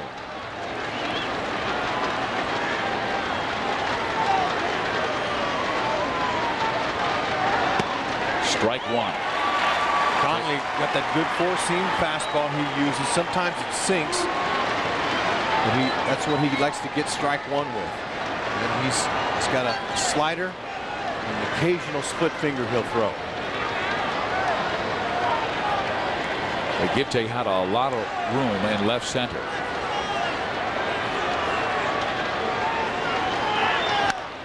Tejada pumps it foul, so he's got 1 strike left. The options go to Brendan Donnelly's favor, but 3 times in this game, Miguel Tejada has doubles to the right center field area. That's why Ron Renicky has the outfield playing this way.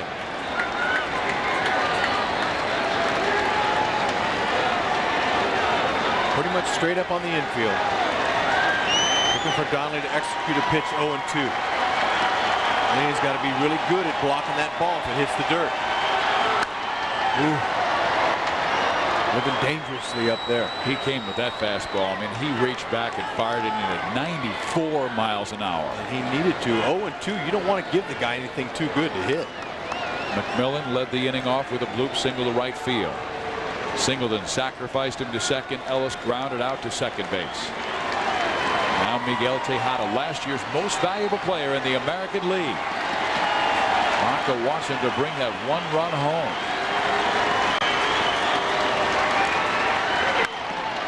Popped up right side, but it will get out of play.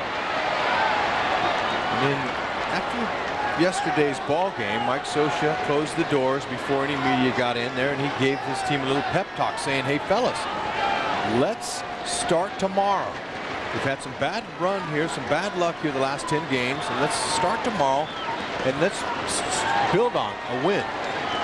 So far, Washburn has answered his call. Did a brilliant job. Barry Zito matched him pitch for pitch, and now Brendan Donnelly trying to work out of a jam in the 8th inning. Go-ahead man at third base and Billy McMillan. 2 outs. Miguel Tejada. Donnelly's 0-2 pitch. He strikes him out. Beautiful pitch by Donnelly. Tejada chases it, and we head to the last of the 8th inning with the Angels a chance to get Brendan Donnelly a W. There's that occasional split finger right when you need it. Nice.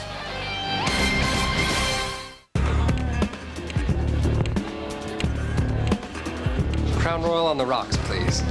You know, they say when you're blind, all your other senses become heightened.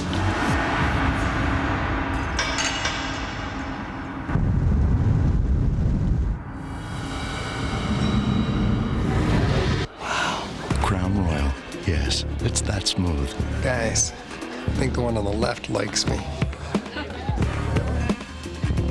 Hi, Matt Phillips here, where right now we'll get you into a 2003 Pontiac. Come see why they call Pontiac fuel for the soul at Phillips in Laguna Hills, where the weather is cool, but the deals are hot. Right now, get 0% financing or rebates of up to $4,000. Come see us for all the details. Pontiac 2003. Stop in today for great savings. Phillips Buick in Pontiac. Over 30 years in Laguna Hills. Research. Parents play an important role in helping children avoid risky behaviors, including smoking.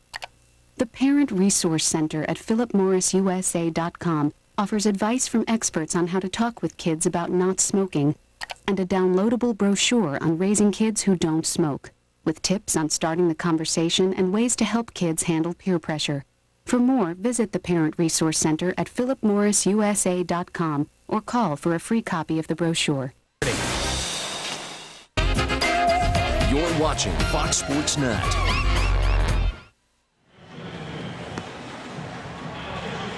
Brendan Donnelly, what a job of pitching in that 8th inning. And Rex, he has to get the direct connect because he connected with Benji Molina's glove. Oh, look at that split finger grip. That's a beauty. He doesn't throw it that often, but only when he needs it. And I like that direct connect from Benji Molina to Donnelly. Good call. So Donnelly continues his excellence. He stumbled only one time, and that was Friday in the loss to Oakland. This season he has been an all-star, and he went to his first all-star game in Chicago this year. So Oakland has Billy McMillan now in left field, and Chris Singleton moves to center field, and the new pitcher will be Ricardo Rincon. Rincon is their lefty to get lefties out, but he has to face with Robb Quinlan. Quinlan's had a rough time offensively in this game. He is 0 for 2, twice bouncing out to Barry Zito, and the last time up the Angels had a man at third base with just one out. He hits the ball in the air or hits the ball on the ground and makes the infielders move their feet. The Angels might have had a 1-0 lead to protect right now. Ground ball, Tejada. 1 out. I think you can't blame the kid. He scalded that one. Smoked it right at Tejada. Look at him waiting on it. He's got time. He's on one knee. You don't see that a lot of shortstops get on one knee. In the outfield, you see a guy get down on one knee. Miguel was upset with himself, though. I'm not sure if it was the way he was taking the ball out of the glove, but he was saying some not nice words to himself. Miggy, let it go. Turn the page. Here is Adam Kennedy, and Adam is 1 for 2 in the ball game. Singled his first time up, but struck out after a 10-pitch at bat with Barry Zito. Zito threw him a nasty yellow hammer, Rex, and struck him out. Ricardo Rincon, fastball slider.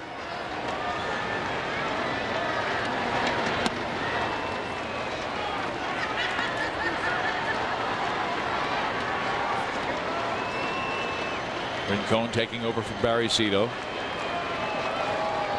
Look at all the pitchers that they have with the numbers in the 70s. Zito 75, Rincon 73. Those are usually reserved for guys in spring training who are Class A ball players. 75 must have a special meaning for Zito because he's a little out there anyway. I mean, Barry Zito is the guy who has the what is it, the dolls that he brings with him on the road to sleep better. I don't know if he's still doing that. Okay. But he, you know, he's a winner. Cy Young. Got a special character. Pop foul, back and out of play. So Kennedy's getting his share of left-handers. And he wants to prove himself to Mike Scioscia that he deserves to play every day. I mean, he's made dramatic improvements defensively.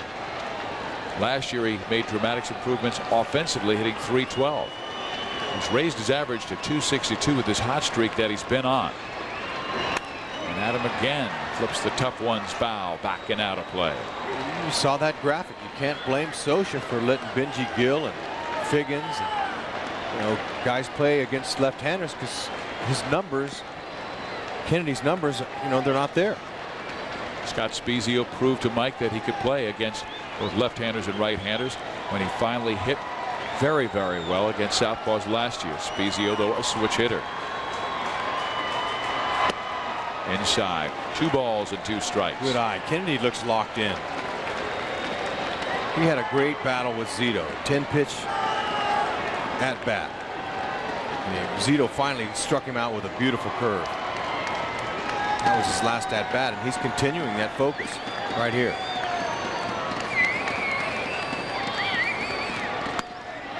And Rincon rips the fastball by him, strike 3. Coming up after the ball game, it's the Southern California Sports Report. 30 minutes of nightly sports news completely dedicated to the home teams throughout Southern California. We will have a report on this game with the Angels-A's final game and battle at the bridges. The Lakers' reaction to the Kobe case. That's immediately after the ball game here on Fox Sports Net. So Rincon has his first strikeout. Troy Percival warming up for the 9th inning. Mike Scioscia has gone with Percy quite often in tie ball games, 9th inning. It's one of those statements, we want to win it now. Let's shut him down now and take our chances in the last of the 9th inning. David Eckstein hit by a pitch for the 14th time this year. Earlier is also singled.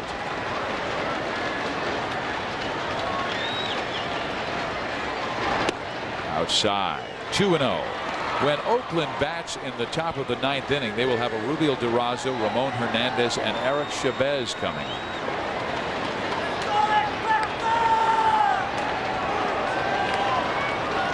Durazo, the designated hitter, very good power.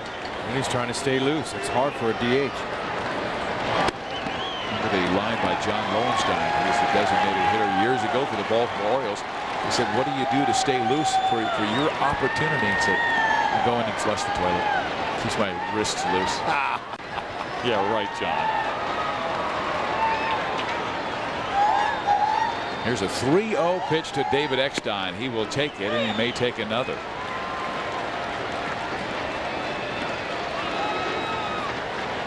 Quinlan grounded out to start the inning. Adam Kennedy struck out.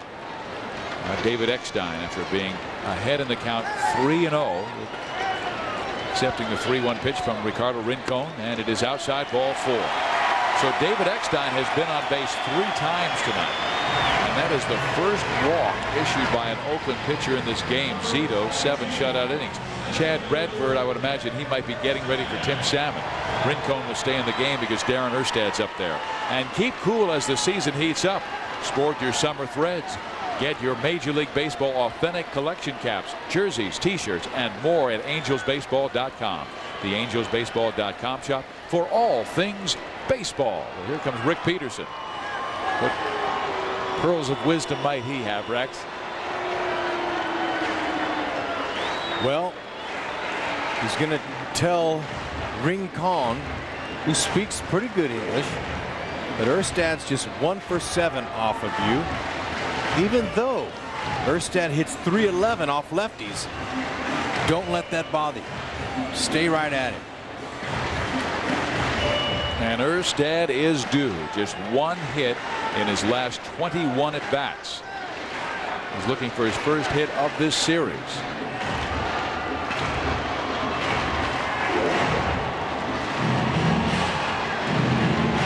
Erstad looked locked in down in Texas. He was really hitting the ball well and had 1 game where he had 3 hits, including a home run, and would have had a 4th, but Alex Rodriguez made a dive and catch of his line drive. Since that time, just 1 hit.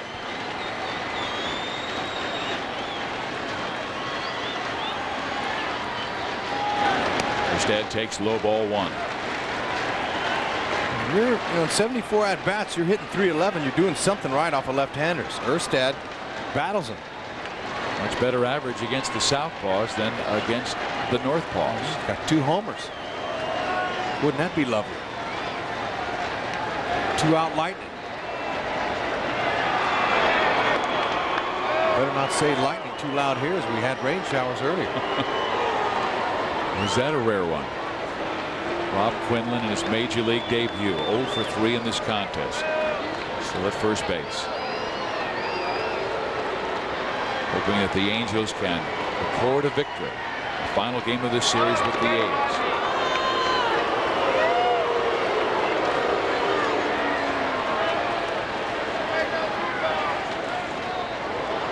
Erstad likes that ball down and in. Lefty's only hitting .167 off Rincon this year.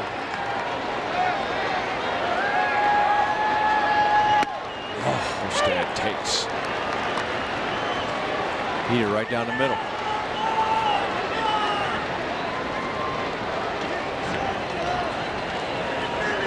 Talked about 2 out lightning. We just saw a flash. Did you? A little thunder I hear in the background. I just thought that was our fans picking it up. Smelling a rally. They're waiting for some 2 out lightning. 2-1. This is interesting, Hud, because I think they're using reverse psychology. The scoreboard crew has not put the rally monkey up there tonight. Yeah, you usually see the slumping rally monkey before now.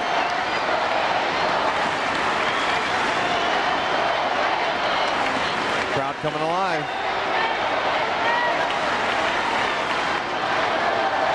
Erstad swings and singles to right field. Eckstein turns second, heads for third. He'll make it safely, and the Angels with a 2-out rally in the 8th.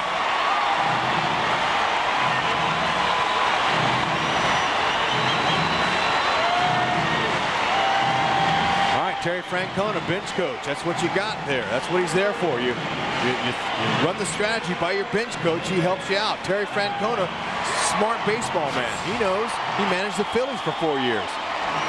Erstad hits it right where he likes it. Ball down. That ball gets in the alley. That'll score Eckstein.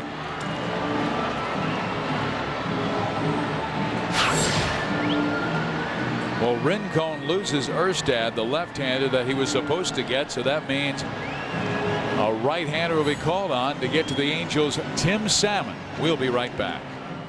This is more than just a bar, okay? This is a breeding ground for the new smoker. Now, we hire good-looking people to provide these young adults with free cigarettes, free keychains, tchotchkes, what have you, and they don't even consider themselves to be actual smokers. They call it social smoking.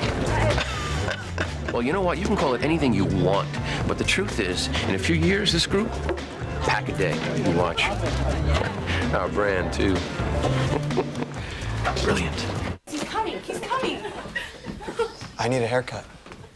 Yeah! I gotta get a haircut. I have to get a haircut. Fantastic Sam's. No appointment necessary. 7 days and nights. Hey, hand me that there, French? Yeah. Oh! What do you think? I got that at church or something? What? It puts money in your wallet in case you're like, flat on your back. What? Never heard of it. Well, you can get it at work. Get what?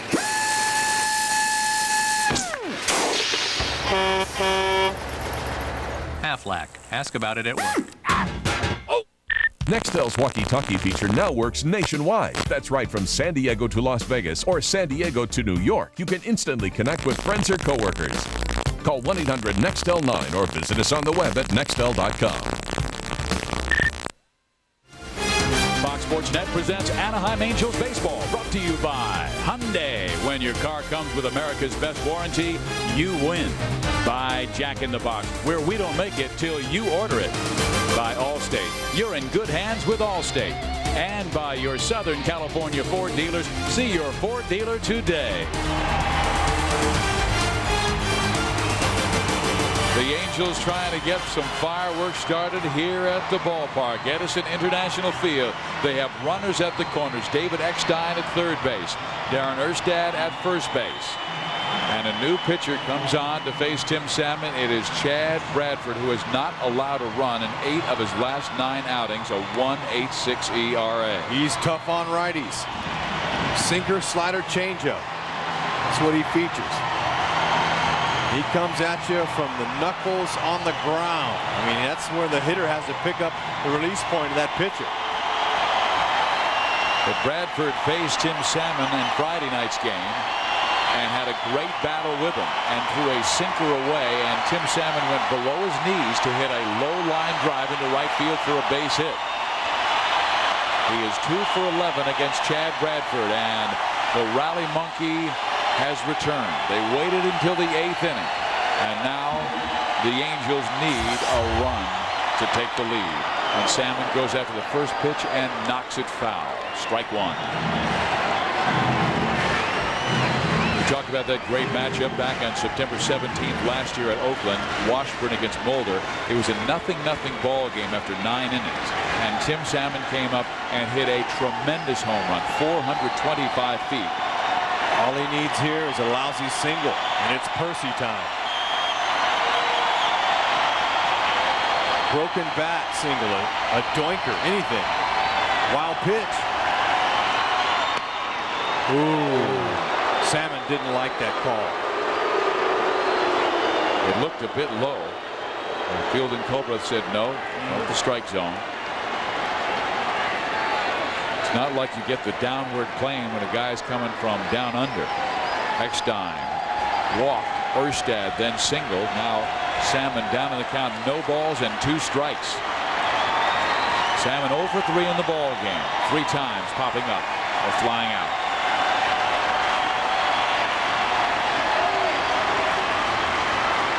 This would be a good time for a double steal if Salmon wasn't hitting and they weren't at the meat of the order. You got the 2 guys who can do it, Eckstein and Erstad. Try to pull off a double steal, but I don't think that's going to happen for sure with Salmon back. 0-2.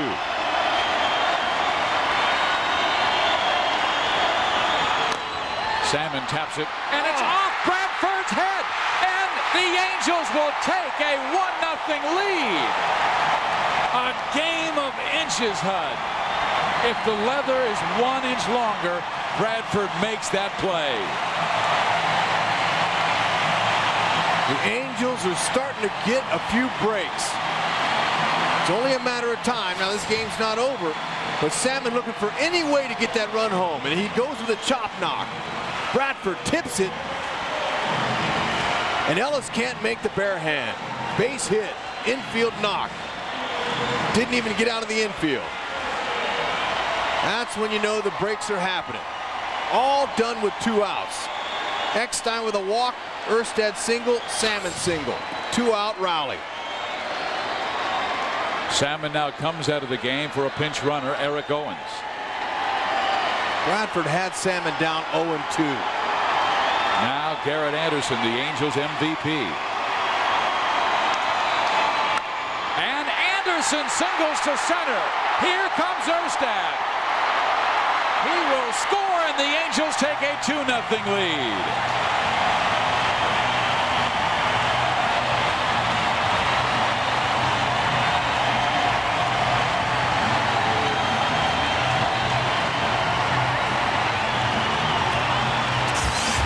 That's it. The frenzy hit has showed up in the 8th inning.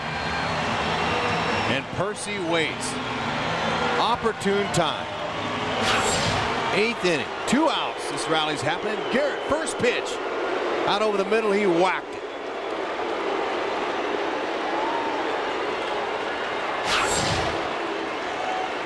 And Jarrod Anderson delivers like he has done much of this year. 86 RBIs, the 3rd most in the American League. Just behind Carlos Delgado and Vernon Wells. Now Sean Wooten, and Wooten swings and misses. Strike 1. We started with a beautifully pitched game between starters Barry Zito and Jarrod Washburn. shutout baseball through 7. Great. Now in the 8th, the Angels knock 2 across with 2 out.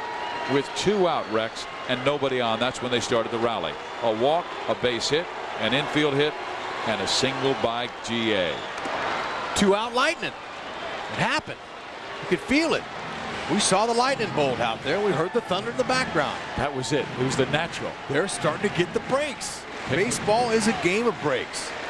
Sometimes you hit it at him. Sometimes you hit the bouncer over the pitcher's head. He tips it with his glove, and you score the winning run. The Angels hope. And Robert Redford had that bat that was broken, and he said, "Pick me a winner, Jimmy." That was the winner. Wooten trying to get the same magic Salmon had. 0-2.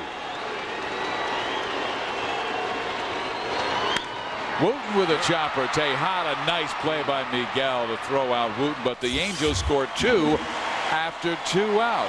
An infield hit by Tim Salmon. A solid single by Jarrod Anderson. And the Angels go in front of Oakland for the first time in this series.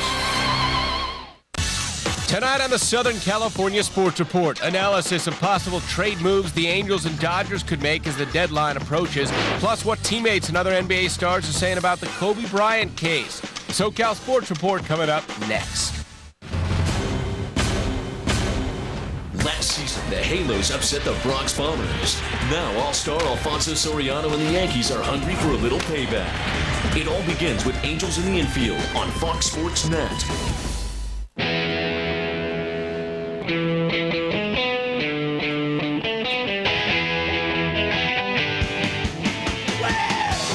Why jump when you can fly?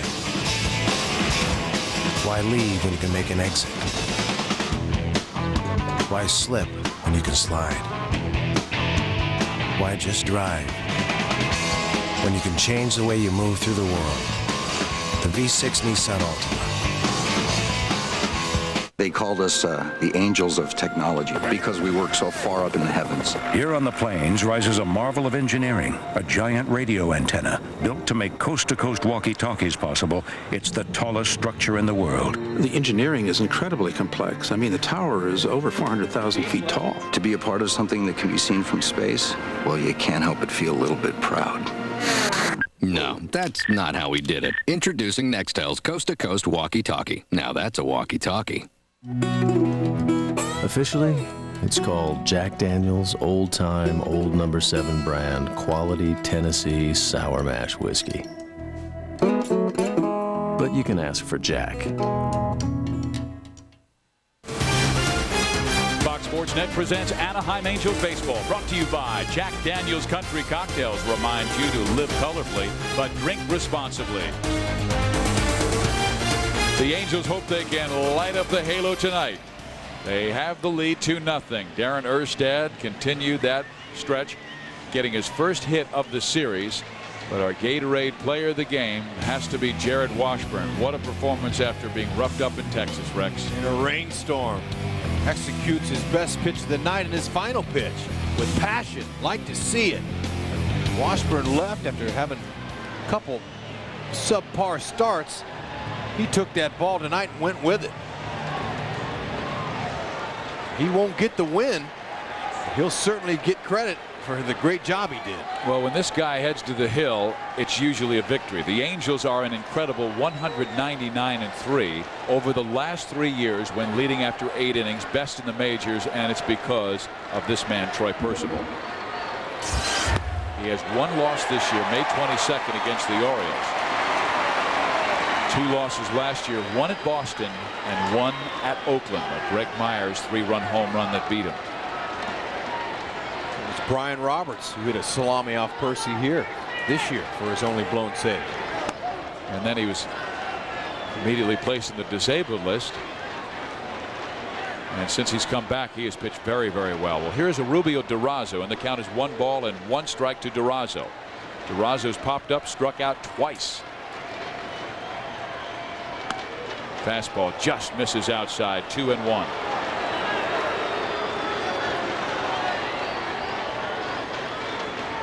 Percy goes to that fastball, curveball, and a changeup he's been throwing against lefties.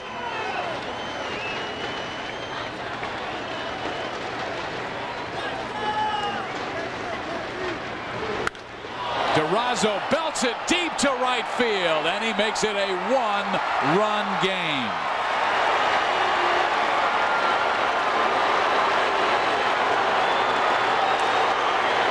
Well, that has been the Angels A's story the last couple of seasons. A lot of one-run decisions. And DeRozzo will make it that, and now Percival hopes he can close it out after the solo blast by DeRozzo. Angels having to come from behind or battle to get the lead. DeRozzo touched him up.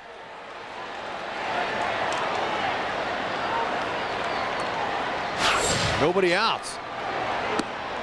Now Ramon Hernandez, and he will take ball one. Hernandez has struck out, grounded out, popped up in this game.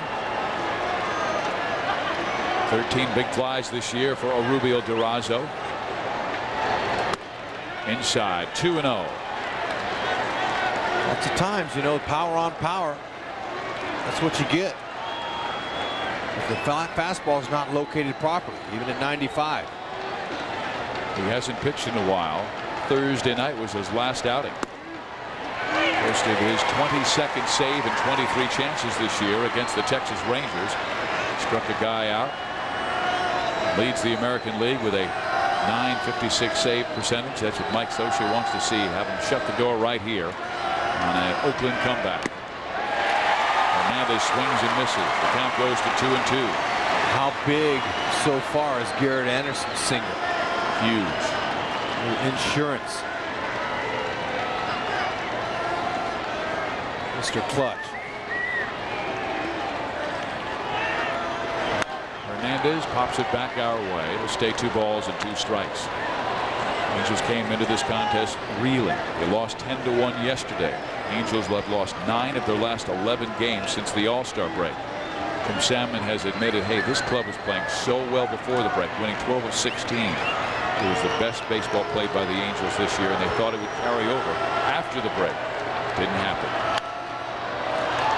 Hernandez battling. The Angels outscored in this series 22-6. The starting pitching by Oakland was phenomenal. And Mike Scioscia only got 3 runs. 3 runs in 4 games off the Oakland starters Ted Lilly, Rich Hard, Tim Hudson, and Barry Zito. That's 3 runs in 30 innings. Just missing inside. Now the count's still 3-2. And Percival really needs to make a pitch here. He's got to finish these guys off. This could be a devastating loss if it gets to that. Percival's got to challenge him here. That's all you got to do. 3-2. Take your chances. There you go. To right field. Eric Owens right there. And the first big out of the 9th inning following the home run by Orubio DeRozzo.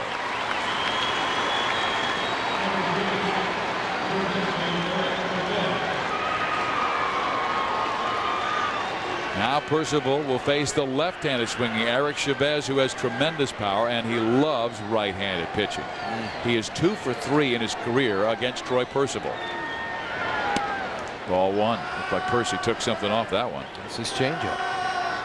And your changeup is 88, and a lot of guys' fastball's 88. That's right. Maybe you're dropping down into the hitter's speed zone. 89-mile-an-hour changeup. Took another one off there. How should we call it a changeup or just taking a little something off your fastball? Well, you know, typically when he's throwing that pitch, he doesn't throw it very often. It's been like in mid to low 80s. Now he comes fastball at 96. 2-1. Scott Hatteberg has moved to the on-deck circle, and he will be pinch hitting for David McCarty.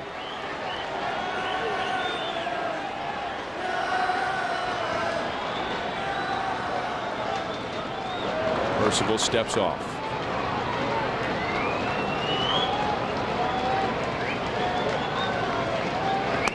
High. 3-1. Texas has beaten Seattle 10-1 that final score. Benoit pitched to Jam. Ryan Franklin really got lit up after a 2-hit shutout in his last outing. Percival's 3-1. And Chavez with a big swing misses 3-2. He was sitting heater and he got one. Swings right on through. Same thing here. Can't put anybody on. Percival going to get beat. He likes to get beat with his #1 pitch, that heater.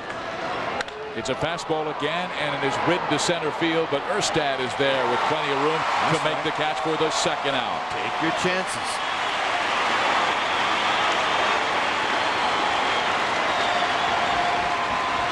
Well, Scott Hatteberg was one of the stars in Oakland's 10-1 victory yesterday. His first 2 times up, Rex, he hit home runs. Yep. He centered up Ramon Ortiz. Yesterday is just a memory. In baseball, it's what have you done for me lately? And off the bench for Kenny Maka, Hatteberg's looking for his first pinch hit of the year. He's 0 for 5. But you see what he has done for Ken Maka lately. 3 hits in each of his last 2 ball games. 1 hit against Troy Percival in 6 at-bats. Percy steps off. Time called.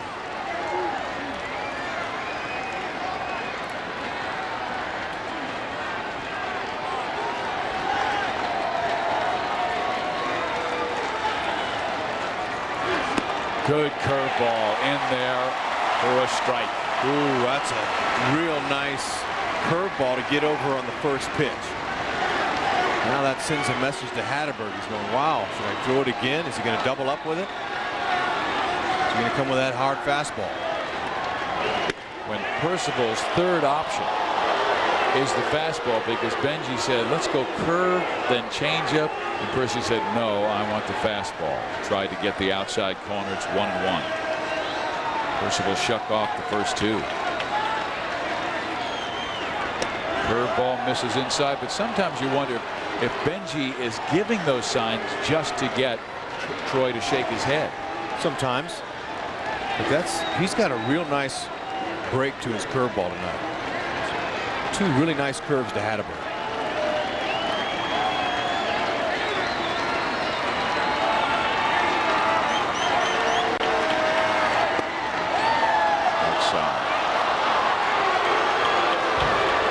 It's 3-1 now to Scott Hatteberg.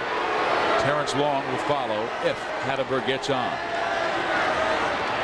Angels trying to get back to 500 at 52 and 52, but they need this final out. In there. He slipped that one in on the inside corner on a 3-1 count when everybody in the place was expecting fastball. Percy knows he's got to close this one out. The biggest wins potentially of the year for these guys.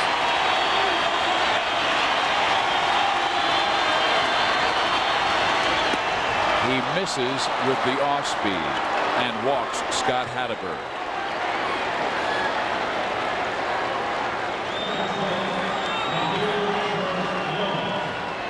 So now Percival will face Terrence Long. Terrence Long can be a dangerous hitter. He has faced Percival 7 times in the past, has 1 hit off Troy. And Ken Maka will pinch run. He will be pinch running for Scott Hatteberg at first base. And the man for the Oakland A's that comes in to pinch run for him is Adam Melhuse, a backup catcher. It says something about Mr. Melhuse's speed. That's right.